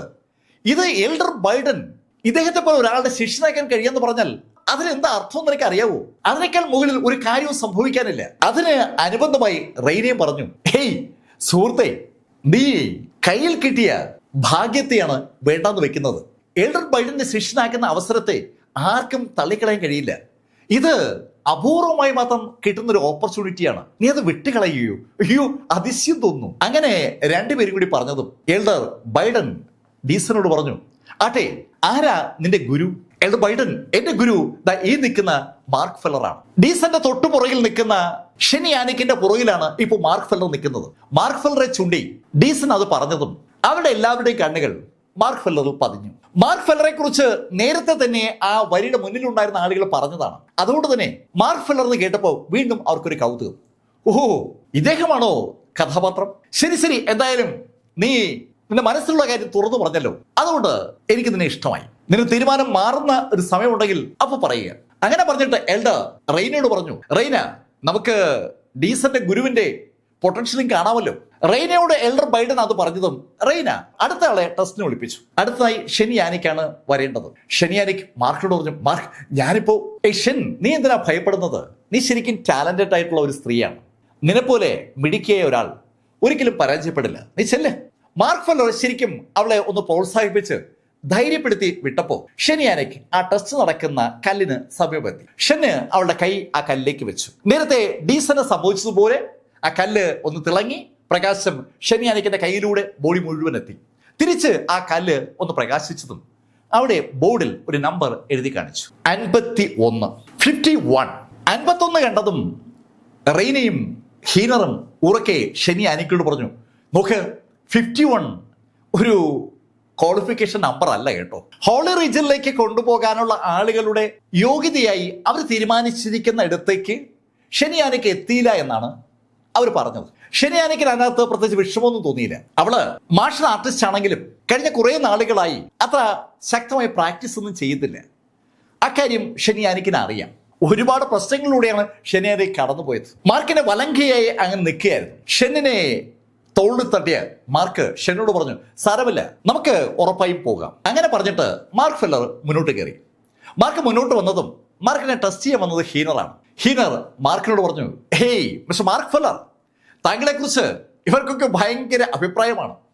എന്തായാലും നിങ്ങളുടെ ശക്തി എത്രയുണ്ടെന്നൊന്ന് കാണട്ടെ. അങ്ങനെ ഹീനർ പറഞ്ഞതും മാർക്ക് ഫെല്ലർ മാർക്കിന്റെ കൈ ആ കല്ലിലേക്ക് വെച്ചു. സകല ആളുകളും ആ കാഴ്ച കാണുകയാണ്. ആ കല്ല് ചൂടാകുന്നു, കല്ലിൽ നിന്ന് പ്രകാശം ഉണ്ടാകുന്നു, പ്രകാശം മാർക്കിന്റെ കൈയിലൂടെ അങ്ങനെ ദേഹം മുഴുവൻ വ്യാപിക്കുന്നു, തിരിച്ച് കല്ലിലേക്ക് വരുന്നു.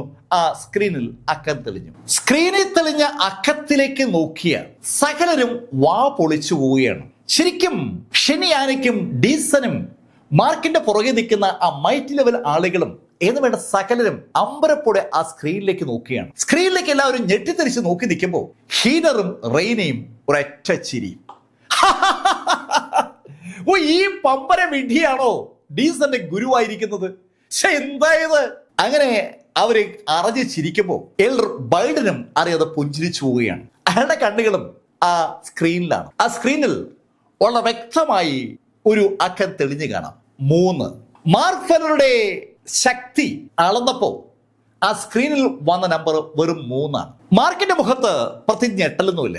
മാർക്ക് എൽഡർ ബൈഡനോടായി പറഞ്ഞു, നോക്ക്, എന്റെ ബോഡിയിൽ സ്പിരിച്വൽ എനർജി ഇല്ല, അതുകൊണ്ടാണ് സ്പിരിച്വൽ എനർജി ഉപയോഗിച്ചുള്ള നിങ്ങളുടെ ടെസ്റ്റിൽ അങ്ങനെ ഒരു റിസൾട്ട് കാണിക്കുന്നത്. അതിന് മറുപടിയായി ഹീനറാണ് മാർക്കോട് സംസാരിച്ചത്. മിസ്റ്റർ മാർക്ക് ഫെല്ലർ, ഞങ്ങള് ഇവിടെ എത്തിയത് ഇവിടുന്ന് മിടുക്കരായ ആളുകളെ ഹോളി റീജിയനിലേക്ക് കൊണ്ടുപോകാനാണ്. തന്നെ പോലെ ഒരു ചവറിനെ ഹോളി റീജിയനിൽ കൊണ്ടുപോയിട്ട് ഞങ്ങൾ എന്ത് ചെയ്യാനാ? സോറി സുഹൃത്തെ, നിങ്ങൾ എന്തായാലും ഞങ്ങൾക്ക് പറ്റിയ ആളല്ല. അവന്റെ സംഭാഷണത്തിൽ അവന്റെ സന്തോഷം ശരിക്കും തെളിഞ്ഞു കാണുകയാണ്. മാർക്ക് ഫെല്ലർ അവനോട് പറഞ്ഞു, ഹേയ്, സ്പിരിച്വൽ എനർജി ഇല്ലാതെ കരുതി ഞാനത്ര മോശം ആളൊന്നുമല്ല. ഹേയ് മിസ്റ്റർ മാർക്ക്, താങ്കളൊരു ചവറാണെന്നുള്ള കാര്യം താങ്കൾ സമ്മതിക്കില്ല എന്നുള്ള കാര്യം എനിക്കറിയാം. പക്ഷേ ഞാൻ പറയുന്നു, താനൊരു ചവർ തന്നെയാണ്. ഈ ചവറുകളെ കൊണ്ടുപോകാൻ അതൊരു വേസ്റ്റ് സ്ഥലമൊന്നുമല്ല. അവൻ ചവറെന്ന് ആവർത്തിച്ച് പറഞ്ഞതും മാർക്ക് ഫെല്ലർ അവനോട് പറഞ്ഞു, ഏയ്, നീ എന്നെ സംബോധന ചെയ്യുന്നത് ചവർ എന്നാണല്ലോ. സത്യത്തിൽ നിനക്ക് എന്നോട് മത്സരിച്ച് വിജയിക്കാൻ പറ്റൂ? മാർക്ക് ഫെല്ലർ ആ ചോദ്യം കേട്ടതും ഹീനർ ഒരേ ചിരി. Hey mark feller, spiritual energy തീരെ ഇല്ലാത്ത നീയാണോ എന്നോട് മത്സരിക്കാൻ വരുന്നത്? അതെ, ഞാനാണ് മത്സരിക്കുന്നത്. ഹീനർ, നിങ്ങൾക്ക് ഉറച്ച ബോധ്യമുണ്ടെങ്കിൽ എന്നോട് ഒന്ന് മത്സരിക്കും. മാർക്ക്, ഞാൻ തന്നോട് മത്സരിക്കാനോ?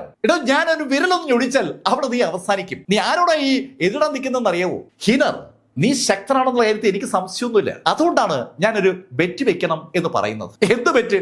ഹീനർ, നീ തോൽക്കുകയാണെങ്കിൽ എന്നെയും എന്നോടൊപ്പമുള്ള ആളുകളെയും ഹോളി റീജിയനിലേക്ക് നിങ്ങളെ കൊണ്ടുപോകണം. ഞാൻ തോറ്റാൽ നിങ്ങൾ പറയുന്നതാണ് കണ്ടീഷൻ. അത് കേട്ടതും രണ്ടാമതൊന്നും ആലോചിക്കാതെ ഹീനർ മാർക്കിനോട് പറഞ്ഞു, ഓക്കെ, ഞാൻ സമ്മതിച്ചു. നീ എന്നെ തോൽപ്പിച്ചാൽ നീ പറയുന്ന എത്ര പേരെ വേണമെങ്കിലും ഞങ്ങൾ കൊണ്ടുപോകാം. ഇപ്പൊ അവിടെ എത്തിയിരിക്കുന്ന ടീമിന് ആളുകളെ കൊണ്ടുപോകാൻ ഒരു ലിമിറ്റേഷനും ഇല്ല. കഴിഞ്ഞ പ്രാവശ്യം വന്ന ടീമിന് പരമാവധി 30 പേരെ കൊണ്ടുപോകാൻ പറ്റുമായിരുന്നുള്ളൂ. ഇപ്പോ വന്നിരിക്കുന്നവർക്ക് എത്ര ആളിന് വേണമെങ്കിലും കൊണ്ടുപോകാം. അതുകൊണ്ട് തന്നെ അവർക്ക് നമ്പർ ഒരു വിഷയമേ അല്ല. ഹീനർ അത് പറഞ്ഞതും മാർക്ക് തിരിഞ്ഞ് എൽഡർ ബൈഡനോടായി പറഞ്ഞു, മിസ്റ്റർ ബൈഡൻ, കേട്ടല്ലോ, ഹീനറെ ഞാൻ തോൽപ്പിക്കുകയാണെങ്കിൽ എന്നെ മാത്രമല്ല ഞാൻ പറയുന്ന എല്ലാവരെയും നിങ്ങൾ ഹോളി റീജിയനിലേക്ക് കൊണ്ടുപോകണം. സമ്മതമാണല്ലോ? പിന്നെന്താ, ഹീനർ നീ തോൽപ്പിക്കപ്പെടല്ലേ? അത് പിന്നെ നടന്ന കാര്യം തന്നെ. നടക്കട്ടെ.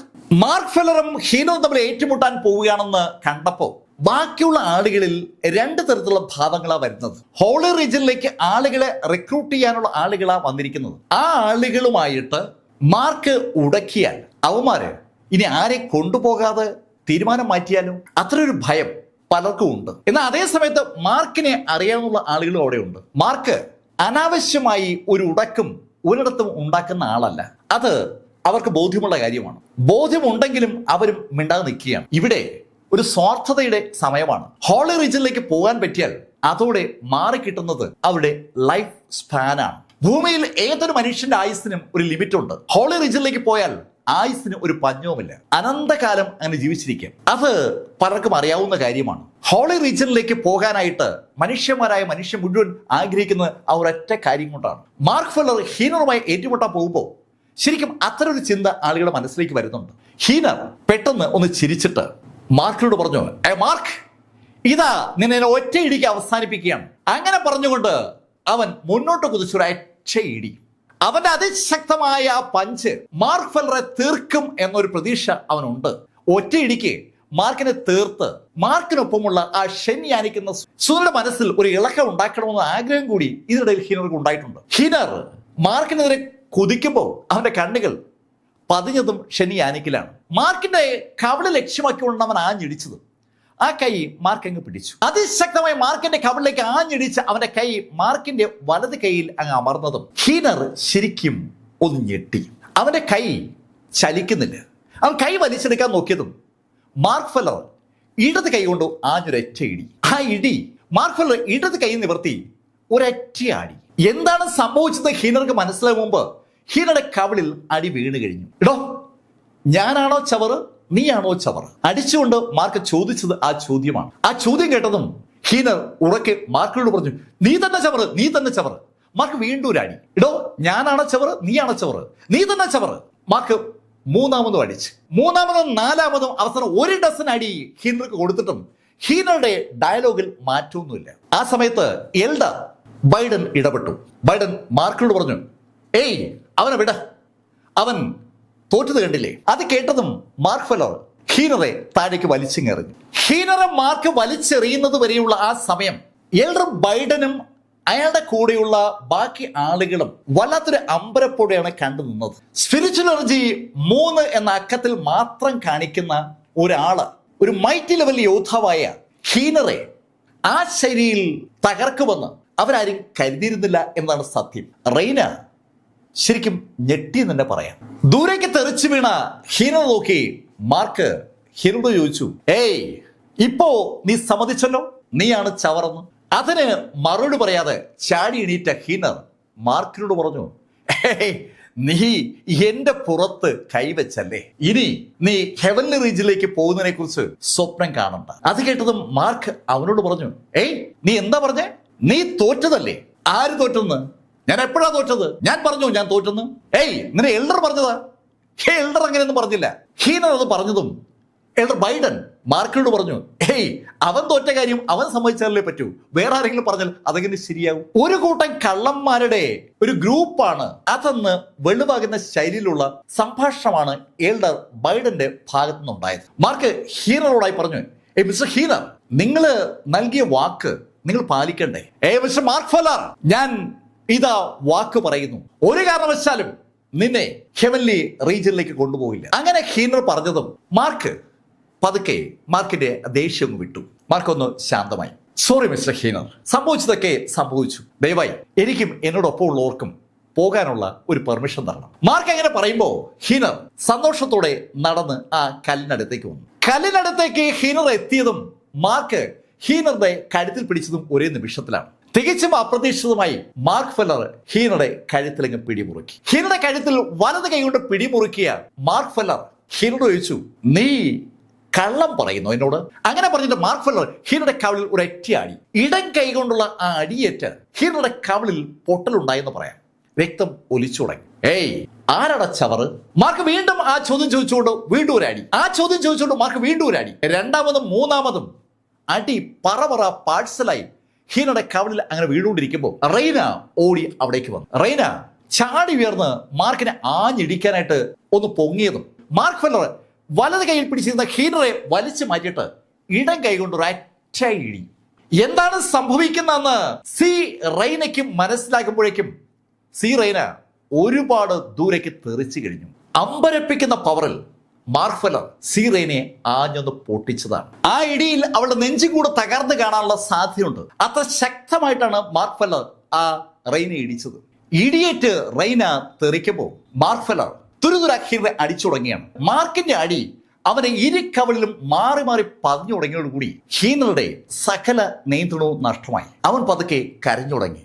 മാർക്ക് പ്ലീസ് പ്ലീസ് എന്നെ അടിക്കരുത്, ഞാൻ തന്നെയാണ് ചവറ്. അവൻ ആവർത്തിച്ച് ആ വാക്കുകൾ പറഞ്ഞതും മാർക്ക് ഫെല്ലർ അവനെ താഴെയിട്ടു. ഈ നിമിഷത്തിൽ ദേഷ്യം കൊണ്ട് വിറച്ചു നിൽക്കുകയാണ് സാക്ഷാൽ ബൈഡൻ. ബൈഡൻ മാർക്കിനോടായി പറഞ്ഞു, മിസ്റ്റർ മാർക്ക് ഇത്രയും വേണ്ടായിരുന്നു. മിസ്റ്റർ ബൈഡൻ, വാക്കുകൾക്ക് അർത്ഥമുണ്ട്.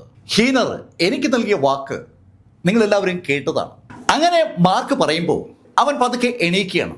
ഒരു പരുവത്തിൽ അവൻ എണീറ്റ് നിൽക്കുമ്പോൾ ബൈഡൻ മാർക്കിനോട് പറഞ്ഞു, മിസ്റ്റർ മാർക്ക്, നിങ്ങൾ അതിരുകൾ ലംഘിച്ചിരിക്കുകയാണ്. ഇവിടെ ഞങ്ങളുടെ ഈ റിക്രൂട്ട്മെന്റിനെ തടസ്സപ്പെടുത്തിക്കൊണ്ട് നിങ്ങൾക്ക് ഹെവൻലി റീജിയനിലേക്ക് പോകാൻ കഴിയുമെന്ന് കരുതുന്നുണ്ടോ? എൽഡർ ബൈഡൻ ആ ചോദ്യം ചോദിച്ചതും മാർക്കിന്റെ അതുവരെ ഉണ്ടായിരുന്ന ആ ശാന്ത സ്വഭാവം പൂർണ്ണമായി അങ്ങ് മാറി. മാർക്ക് എൽഡർ ബൈഡന് നേരെ വിരൽ ചൂണ്ടിക്കൊണ്ട് അയാളോട് ചോദിച്ചു, അല്ല ഞാൻ അറിയാൻ കഴിഞ്ഞിട്ട് ചോദിക്കുകയാണ്, താൻ ആരെന്ന് കരുതിയിട്ടാ ഈ അധികാരങ്ങളൊക്കെ കാണിക്കുന്നത്? പെട്ടെന്ന് മാർക്കിന്റെ ആ ഭാവം മാറിയപ്പോ എൽഡർ ബൈഡൻ ശരിക്കും ദേഷ്യം കൊണ്ട് ചുവന്നു. അയാൾ ഉറക്കെ മാർക്കിനോട് പറഞ്ഞു, ഏഹ് നീ ആരോടായി സംസാരിക്കുന്നറിയാവോ, ഞാൻ ആരെന്നറിയാവോ? അങ്ങനെ ചോദിച്ചുകൊണ്ട് അയാൾ അതിവേഗം കൈയൊന്ന് വിടർത്തപ്പോ അയാളുടെ കയ്യിൽ അതിശക്തമായ 2 സീല് വന്നു. ആ സീല് 2 ഉപയോഗിച്ചുകൊണ്ട് ശക്തമായ മാർക്കിനെ അറ്റാക്ക് ചെയ്തതും മാർക്ക് ഒരു ഒറ്റ ഇടി. സീലും എൽഡർ ബൈഡനും ഒക്കെ കുറെ ദൂരെ കിടക്കുന്ന കാഴ്ചയാണ് അടുത്ത നിമിഷം ആളുകൾ കണ്ടത്. എന്താണ് യഥാർത്ഥം സംഭവിച്ചതെന്ന് ചോദിച്ചാൽ ആർക്കും ഒരു പിടിയില്ല. എൽഡർ ബൈഡൻ എന്തൊക്കെയോ പറയുകയും ശക്തമായ സീല് സൃഷ്ടിക്കുകയും ചെയ്തത് പലരും കണ്ടതാണ്. പക്ഷെ അടുത്ത നിമിഷത്തിൽ ആ സീലുകളും കാണാനില്ല, എൽഡർ ബൈഡനും കാണാനില്ല. അപ്പോഴാണ് ആളുകൾ ആ കാഴ്ച കണ്ടത്. നേരത്തെ തെറിച്ചു വീണ റെയ്ന ഒരു പരുവത്തിൽ എണീറ്റ് വന്ന് ബൈഡനെ പിടിച്ച് എണീപ്പിക്കുകയാണ്. അത് രണ്ടും കൂടിയാണ് ഇപ്പൊ മുന്നോട്ട് നടന്നു വരുന്നത്. ഇപ്പോ അവിടെയുള്ള അന്തരീക്ഷം വളരെ കലുഷിതമായിരിക്കുകയാണ്. ഹോളി റിജിലേക്ക് പോകാൻ കഴിയുമെന്നുള്ള പ്രതീക്ഷ ആളുകൾക്ക് ഏതാണ്ട് അസ്തമിച്ചതുപോലെയാണ്. അവർക്ക് ഒരു ഭാഗത്തും നിൽക്കാൻ പറ്റാത്ത അവസ്ഥയാണ്. മാർക്കിനെ പിണക്കി ഭൂമിയിൽ ജീവിക്കുക എന്നതിനെ കുറിച്ച് ആലോചിക്കുകയേ വേണ്ട. പിന്നെ ഹോളി റീജിയനിൽ പോവാൻ പറ്റുന്ന ആളുകളുടെ എണ്ണം എടുത്താൽ ഇതുവരെയായിട്ട് ആകെ 3-4 ആളുകളാണ് സെലക്ട് ചെയ്യപ്പെട്ടത്. അതുകൊണ്ട് മാർക്കിനെ പിണക്കുന്ന കാര്യം അവരങ്ങ് വിട്ടു. ഹോളി റീജിയനിൽ പോകാൻ പറ്റിയില്ലെങ്കിൽ ഇവിടെയല്ലേ ജീവിക്കേണ്ടത്. ഈ സമയമായപ്പോ ആ ബൈഡനും റെയ്നയും കൂടി നടന്ന് ആ റിക്രൂട്ട്മെന്റ് നടക്കുന്ന ഭാഗത്ത് എൽഡർ ബൈഡൻ പല്ല് ഉറുമിക്കൊണ്ട് മാർക്കിനോട് പറഞ്ഞു, ഏയ് മാർക്ക് ഫെല്ലർ, നീ എങ്ങനെ ഹോളി റീജിയനിൽ പോകുമെന്ന് എനിക്കൊന്ന് അറിയണം. അങ്ങനെ എൽഡർ പറഞ്ഞതും മാർക്ക് ഒന്ന് ചിരിച്ചു. കൊള്ളാം, എന്നോടാണോ ഭീഷണി? എനിക്ക് തീരെ ഇഷ്ടപ്പെടാത്തത് ഈ ഭീഷണിയാണ്. നിങ്ങൾക്ക് ഒരു കാര്യം അറിയാവോ? ഈ ഭൂമിയിൽ ഹോളി റീജിയനിൽ നിന്ന് എത്താനും പോകാനുമായി 18 പ്ലാറ്റ്ഫോമുകളാണ് ഉള്ളത്. ആ 18 പ്ലാറ്റ്ഫോമുകളും എന്റെ നിയന്ത്രണത്തിലാണ്. അതിന്റെ അർത്ഥം നിനക്ക് മനസ്സിലായോ? ഞാൻ വിചാരിക്കാതെ നീയൊക്കെ ഇവിടുന്ന് ഒരിടത്തും പോകില്ല. മാർക്ക് ഫെല്ലറുടെ ആ വാക്കുകൾ വല്ലാത്തൊരു ഇലക്ട്രിക് ഇഫക്റ്റ് ആണ് അവിടെ ഉണ്ടാക്കിയത്. വിശ്വസിക്കാൻ പറ്റാത്ത ഒരു കാര്യമാണ് അവർ കേൾക്കുന്നത്. ഞെട്ടി ബൈഡനും റെയ്നയും നിൽക്കുമ്പോൾ തികച്ചും അമ്പരപ്പിക്കുന്ന മറ്റൊരു കാര്യം സംഭവിച്ചു. പരിക്കേറ്റ് കിടക്കുകയായിരുന്ന ആ ഹീനർ എണീറ്റ് നടന്ന് അതിവേഗതയിൽ മാർക്കിന്റെ പുറകിലെത്തി മാർക്കിന്റെ മുതുകിലേക്ക് ഒരു കഠാര കുത്തി ഇങ്ങ് കയറ്റി. നല്ല നീളമുള്ള ഒരു കഠാര. ശരിക്കും ആ കഠാര അയാൾ എനർജി കൊണ്ട് സൃഷ്ടിച്ചതാണ്.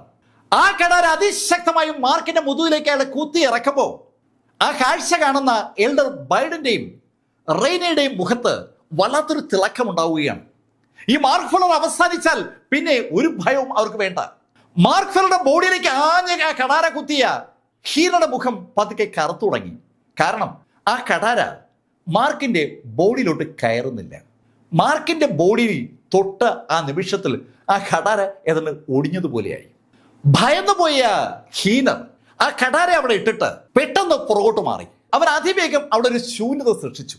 അവന് ചുറ്റുമായി അവനൊരു ഓട് സൃഷ്ടിച്ച് ആ ഓടിനകത്തേക്ക് കയറിയതും മാർക്ക് തിരിഞ്ഞതും ഒരേ നിമിഷത്തിലാണ്.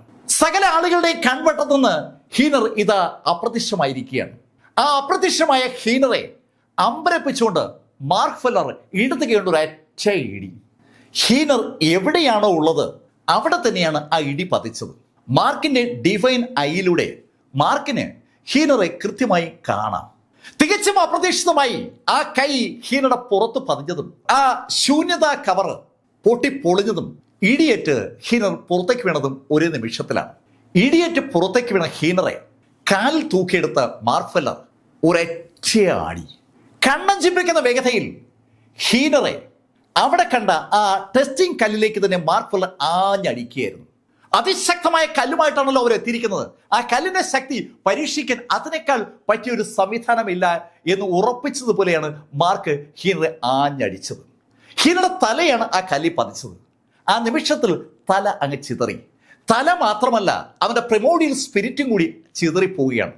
ഒറ്റയടിക്ക് അവൻ ഇനി ജന്മങ്ങളില്ലാത്ത ശൈലിയിൽ അപ്രത്യക്ഷമാക്കുകയാണ് മാർക്ക് ചെയ്തത്. മാർക്കിന്റെ ആ അടിയേറ്റ് ചിതറിത്തെറിച്ച ആ ബോഡി പാർട്സുകൾ ഒരു ഭീകരമായ ദൃശ്യമാണ് അവിടെ സൃഷ്ടിച്ചത്. അമ്പരന്ന് പോയ എൽഡർ ബൈഡനോടായി മാർക്ക് ചോദിച്ചു, ഇനി എന്താ വേണ്ടേ? മാർക്ക് ആ ചോദ്യം ചോദിച്ചതും ശരിക്കും സ്തംഭിച്ചു നിൽക്കുകയാണ് എൽഡർ ബൈഡൻ. ആ നിമിഷത്തിലാണ് റെയ്ന എൽഡർ ബൈഡന്റെ അടുത്തെത്തിയത്. എൽഡർ ബൈഡനോടായി ശബ്ദം താഴ്ത്തി റെയ്ന പറഞ്ഞു, എൽഡർ, ഇവൻ ഹോളി റീജിയനിൽ എത്തിയാൽ ഇവൻ അവിടെ ഇട്ട് നമുക്ക് ഈസി ആയിട്ട് തീർത്തൂടെ? നമ്മളെന്തിനാ വെറുതെ മസിൽ പിടിക്കുന്നത്? റെയ്ന അത് ചോദിച്ചതും എൽഡറുടെ മുഖത്ത് ഒരു പ്രകാശം വിരിഞ്ഞു. എൽഡർ ഉടൻ ചിരിച്ചുകൊണ്ട് മാർക്കിനോട് പറഞ്ഞു, മാർക്ക്, റെയ്ന പറഞ്ഞപ്പോഴാ ഞാനും ശരിക്കും നിന്നെക്കുറിച്ച് ആലോചിച്ചത്. നിന്നെപ്പോലെ ശക്തനായ ഒരാള് നമുക്കൊപ്പം ഉള്ളത് ഞങ്ങൾക്കും ഒരു ബലം നൽകും. മാർക്ക്, ഉറപ്പായും നീ കൂടി ഹോളി റീജിയനിലേക്ക് വരണം. നിന്നെ ഞങ്ങൾ റിക്രൂട്ട് ചെയ്തിരിക്കുന്നു. അത് കേട്ടതും ചിരിച്ചുകൊണ്ട് മാർക്ക് അവരോട് പറഞ്ഞു, ഞാൻ മാത്രം പോരാ, എനിക്കൊപ്പമുള്ള ഇവരും ഒക്കെ വരണം. ഓക്കെ മാർക്ക്, എല്ലാവരും കൂട്ടിക്കോ. മാർക്ക് പറയുന്ന ആരെ വേണമെങ്കിലും ഞാൻ കൊണ്ടുപോകാം. നമ്പർ ഒരു വിഷയമല്ലാത്ത ടീം ആയതുകൊണ്ട് അവർക്ക് എത്ര പേര് വേണമെങ്കിലും റിക്രൂട്ട് ചെയ്യാം. മാർക്കും ഷെനിയാനയ്ക്കും ഡീസനും ആ മൈറ്റി ഫിഗേഴ്സും ഒക്കെ അങ്ങനെ റിക്രൂട്ട് ചെയ്യപ്പെട്ടു. പെട്ടെന്ന് മാർക്ക് അവരോട് ചോദിച്ചു, നമ്മൾ എന്നാ പോകുന്നത്? മാർക്ക്, നാളെ കഴിഞ്ഞ് മറ്റന്നാളാണ് നമ്മൾ പോകുന്നത്. ഇന്നും നാളെയും കൂടി റിക്രൂട്ട്മെന്റ് ഉണ്ട്. രാത്രിയും പകലുമായി നടക്കുന്ന റിക്രൂട്ട്മെന്റാണ്. ആ റിക്രൂട്ട്മെന്റ് പൂർത്തീകരിച്ച് പിറ്റന്ന് രാവിലെ അവിടുന്ന് പോകുമെന്ന് പറഞ്ഞതും മാർക്ക് ഡീസനെയും ഷെനിയാനയ്ക്കരെയും കൂട്ടി അല്പം ദൂരേക്ക് മാറി. വനപ്രദേശമാണ്, അവിടെ ഗുഹകളൊക്കെ ഉണ്ട്. ഒരു ഗുഹയിലേക്കാണ് മാർക്ക് നടന്നത്. മറ്റ് മൈറ്റി ഫിഗേഴ്സൊക്കെ ആ റിക്രൂട്ട്മെന്റ് നടക്കുന്ന ഭാഗത്ത് തന്നെ ഉണ്ട്. ഈ കക്ഷികൾ എന്തെങ്കിലും തരികിട കാണിക്കണമെങ്കിൽ ആ നിമിഷം മാർക്കിനെ വിവരമറിയിക്കാൻ അവരുണ്ട്. ഡീസനും ഷെനിയാനയ്ക്കുമായി ഗുഹയിലെത്തിയ ഉടൻ മാർക്ക് ഡീസനോട് പറഞ്ഞു, ഡീസൻ, നമുക്ക് നമ്മുടെ സ്ട്രാറ്റജി ഒന്ന് മാറ്റി പിടിക്കണം. എന്താ മാസ്റ്റർ? ഡീസൻ, നീ മടങ്ങിപ്പോയി ആ എൽഡർ ബൈഡന്റെ ശിഷ്യനാവണം. മാസ്റ്റർ എന്തായി പറയുന്നത്? നമുക്ക് അവരെ പൂർണ്ണമായും വിശ്വസിക്കാൻ പറ്റില്ല. അതുകൊണ്ട് നീ അവർക്കൊപ്പം ഉള്ളതാണ് നല്ലത്. നീ മാത്രമല്ല, ഷെന്നും. എനിക്ക് ഉറപ്പാണ്, ഹോളി റീജിയനിൽ ചെന്നാൽ അവന്മാർ എന്നെ വേട്ടയാടാൻ സാധ്യതയുണ്ട്. എന്നെ വേട്ടയാടാൻ അവർ ശ്രമിക്കുമ്പോൾ എനിക്ക് ചിലപ്പോൾ നിങ്ങളെ പ്രൊട്ടക്ട് ചെയ്യാൻ പറ്റിയില്ലെന്ന് വരും. ആ സമയത്ത് നിങ്ങൾക്ക് പ്രൊട്ടക്ഷൻ വേണമെങ്കിൽ നിങ്ങൾ അവരോടൊപ്പം നിന്നാലേ പറ്റൂ. മാർക്ക് വളരെ ആലോചിച്ചുറച്ചാണ് ആ തീരുമാനം എടുത്തത്. ഷെനിയാനയ്ക്കും ഡീസനും ആദ്യം മാർക്കിനോട് തർക്കിച്ചെങ്കിലും അവസാനം മാർക്ക് അവരെ പറഞ്ഞ് കൺവിൻസ് ചെയ്യിച്ചു. അല്പസമയം കഴിഞ്ഞതും ഡീസൻ എൽഡർ ബൈഡന്റെ അടുത്തെത്തി. എൽഡർ ബൈഡന്റെ അടുത്തെത്തിയ ഡീസൻ എൽഡർ ബൈഡനോട് പറഞ്ഞു, എൽഡർ, ദയവായി എന്നോട് ക്ഷമിക്കണം. ഡീസൻ, എന്താ കാര്യം? എൽഡർ, അങ്ങ് എന്നെ ശിഷ്യനായി എടുക്കണം. നിന്നെ ഞാൻ ശിഷ്യനാക്കാനോ? അപ്പോൾ മാർക്കോ? എൽഡർ, മിസ്റ്റർ മാർക്ക് ഫെല്ലറുടെ ശരീരത്തിൽ സ്പിരിച്വൽ എനർജി തീരെയില്ല. സ്പിരിച്വൽ എനർജി ഇല്ലാത്ത ഒരാളുടെ കീഴിൽ ഞാൻ ശിഷ്യനായി നിന്നാൽ എനിക്ക് വളർച്ച ഉണ്ടാകില്ല എന്ന് ഒരു തോന്നൽ എനിക്കുണ്ട്. ആ തോന്നൽ ഇന്നും ഇന്നലെ ഉണ്ടായതല്ല, കുറച്ചു നാളായി. അങ്ങേ കണ്ടപ്പോഴാണ് ആ തോന്നൽ ഉറച്ചതെന്ന് മാത്രം. അങ്ങ് എന്നെ ശിഷ്യനാക്കാന്ന് പറഞ്ഞ ഓഫർ കേട്ടപ്പോൾ മാർക്ക് ഫെല്ലർ അടുത്ത് ഉണ്ടായിരുന്നോണ്ടാണ് ഞാൻ ആദ്യം ഒന്നും മിണ്ടാതിരുന്നത്. അവൻ കാര്യങ്ങൾ വിശദമാക്കുന്ന കേട്ടപ്പോൾ എൽഡർക്ക് ഭയങ്കര സന്തോഷം. ഡീസൻ, നിന്റെ തീരുമാനം ശരിക്കും ശരിയാണ്. ഈ ഒരു തീരുമാനമാണ് യഥാർത്ഥത്തിൽ നേരത്തെ തന്നെ നീ എടുക്കേണ്ടിയിരുന്നത്. എന്തായാലും നിന്റെ തീരുമാനത്തെ ഞാൻ അംഗീകരിക്കുന്നു. നീ ഒന്നുകൊണ്ടും ഭയപ്പെടേണ്ട. ഹോളി റീജിയനിൽ ചെന്നാൽ നിനക്ക് ഞങ്ങൾ ആരാണെന്നും എന്താണെന്നും ഞങ്ങളുടെ കപ്പാസിറ്റി എന്താണെന്നും ഉറപ്പായി ബോധ്യമാകും. നിന്നെ ഞാൻ അതിശക്തമായി കൺവേർട്ട് ചെയ്യും. അങ്ങനെ പറയുമ്പോൾ അയാൾ അത് ഉദ്ദേശിക്കുന്നു എന്ന് അയാളുടെ കണ്ണുകൾ വിളിച്ചു പറയുകയാണ്. എൽഡർ ബൈഡൻ അത്രയും പറഞ്ഞതും ഡീസൻ എൽഡർ ബൈഡനോട് പറഞ്ഞു, എൽഡർ, എനിക്കൊരു അപേക്ഷ കൂടിയുണ്ട്. എന്നോടൊപ്പം ഒരു സ്ത്രീ ഉണ്ടായിരുന്നല്ലോ, അവരെ കൂടി അങ്ങ് കൂടെ കൂട്ടണം. മിസ്റ്റർ മാർക്കിനൊപ്പം കൂടിയാൽ ശരിയാവില്ല എന്ന് അവർക്കും അറിയാം. പിന്നെന്താ, നീ കൂട്ടിക്കോ. അങ്ങനെ ഡീസന് എൽഡർ ബൈഡൻ വാക്ക് കൊടുത്തതും ഡീസൻ ഷെനിയാനയ്ക്കിനെ കൂടി അവിടേക്ക് കൊണ്ടുവന്നു.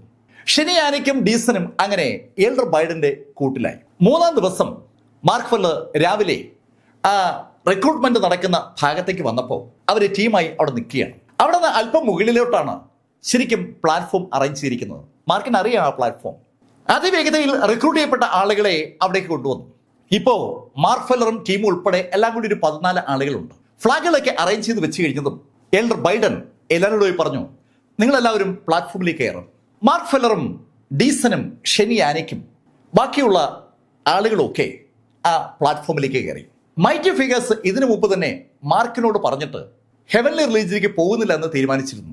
ഹെവൻലി റീജിയനിൽ ചെന്നാൽ കുറച്ചുകൂടി ലൈഫ് കിട്ടുമെന്നുള്ളത് കൊണ്ടാണ് അവർ പോകാൻ തീരുമാനിച്ചത്. പക്ഷേ അവിടെ ചെന്ന് തല്ലുകൊണ്ട് മരിക്കുന്നതിനേക്കാൾ നല്ലത് ഇവിടെ രാജാവായി മരിക്കുന്നതാണെന്നൊരു തോന്നൽ ഇപ്പോൾ അവർക്കുണ്ട്. അതുകൊണ്ടാണ് അവര് മാർക്കിനോട് പറഞ്ഞിട്ട് ആ ഉദ്യമത്തിൽ നിന്ന് പിന്മാറിയത്.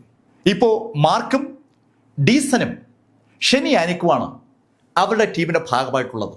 പിന്നെ ആ 14 വയസ്സുള്ള ജീനിയസ് പയ്യനുണ്ട്, മിഖായിൽ പിങ്. വേറെ 1-2 ആളുകളുണ്ട്. ആ ടീമാണ് ഇപ്പോൾ ആ പ്ലാറ്റ്ഫോമിൽ കയറി അങ്ങനെ നിൽക്കുന്നത്. എല്ലാവരും റെഡിയായി കഴിഞ്ഞതും ആ പ്ലാറ്റ്ഫോമിന് ചുറ്റുമായുള്ള എല്ലാ ഫ്ലാഗുകളെയും ഒന്ന് ആക്ടിവേറ്റ് ചെയ്തിട്ട് എൽഡർ ബൈഡൻ എന്നൊരു സ്പെല്ല് പറഞ്ഞു തുടങ്ങി. ഒരു മന്ത്രം അയാൾ പറയുകയാണ്. അയാൾ ആ മന്ത്രം പറഞ്ഞു തുടങ്ങുന്നതോടുകൂടി പതുക്കെ പതുക്കെ അവിടെ ഒരു പ്രകാശം രൂപപ്പെട്ടു. ഈ കാഴ്ച കണ്ടുകൊണ്ട് നിൽക്കുകയാണ് റിക്രൂട്ട്മെന്റിന് വന്ന മുഴുവൻ ആളുകളും. ആദ്യമായിട്ടാണ് അവരിൽ പലരും ജീവനോടെ ഭൂമിയിൽ നിന്ന് ഹോളി റീജിയനിലേക്ക് ആളുകൾ പോകുന്ന കാഴ്ച കാണുന്നത്. ആ കാഴ്ച കൗതുകത്തോടെ അവർ കണ്ടുകൊണ്ട് നിൽക്കുമ്പോൾ പെട്ടെന്നാണ് ആ പ്ലാറ്റ്ഫോമിന് ചുറ്റും ഒരു പ്രകാശം ഉണ്ടായത്. കണ്ണഞ്ചിക്കുന്ന ഒരു പ്രകാശം. 1000 സൂര്യന്മാർ ഒന്നിച്ച് ഉദിച്ചെന്നൊക്കെ പറയില്ലേ, അതുപോലെ ഒരു പ്രകാശം ആ മേഖല മുഴുവൻ അങ്ങ് വ്യാപിച്ചു. ആ പ്രകാശം ആ കണ്ടുകൊണ്ടിരിക്കുന്ന മുഴുവൻ ആളുകളുടെ കണ്ണ് മഞ്ചിക്കുന്ന ശൈലിയിൽ അങ്ങ് വ്യാപിച്ചതും ഒരു സ്ഫോടനം പോലെ ഒരു മുഴക്കവും അവർ കേട്ടു. സകലരും ചെവി അടച്ചു പിടിക്കുമ്പോഴേക്കും ഒരു മുഴക്കത്തോടെ ആ പ്രകാശം പെട്ടെന്ന് അങ്ങ് ചിതറി. ഈ സമയത്ത് ആ പ്ലാറ്റ്ഫോമിലുള്ള മാർക്ക് ഫെല്ലർക്ക് ചുറ്റും ശരിക്കും ഇരുട്ട് പരന്നു. ആ ഇരുട്ട് പരന്നതും മാർക്കിന്റെ മനസ്സിൽ ഒരു രൂപം ഇങ്ങനെ തെളിഞ്ഞു വരികയാണ്. സാക്ഷൽ എമിലി ബ്ലാക്ക്. ഹോളി റീജിയനിൽ എത്തിയാൽ എമിലിയെ സ്വന്തമാക്കാം എന്നാണ് മാർക്ക് കരുതുന്നത്. അത് നടക്കുമോ ഇല്ലയോ എന്നറിയാൻ നമുക്ക് എല്ലാവർക്കും ഒരുമിച്ച് ഹോളി റീജിയനിലേക്ക് മാർക്കിനൊപ്പം യാത്ര ചെയ്യേണ്ടതുണ്ട്. നിങ്ങളെല്ലാവരെയും ഞാൻ ഹോളി റീജിയനിലേക്ക് ക്ഷണിക്കുകയാണ്. ഈ കഥ നിങ്ങളോട് പറയുന്നത് എം ലൈഫിൽ നിന്ന് BS ചന്ദ്രമോഹൻ. കമന്റിൽ ചെയ്യാം. Thank you.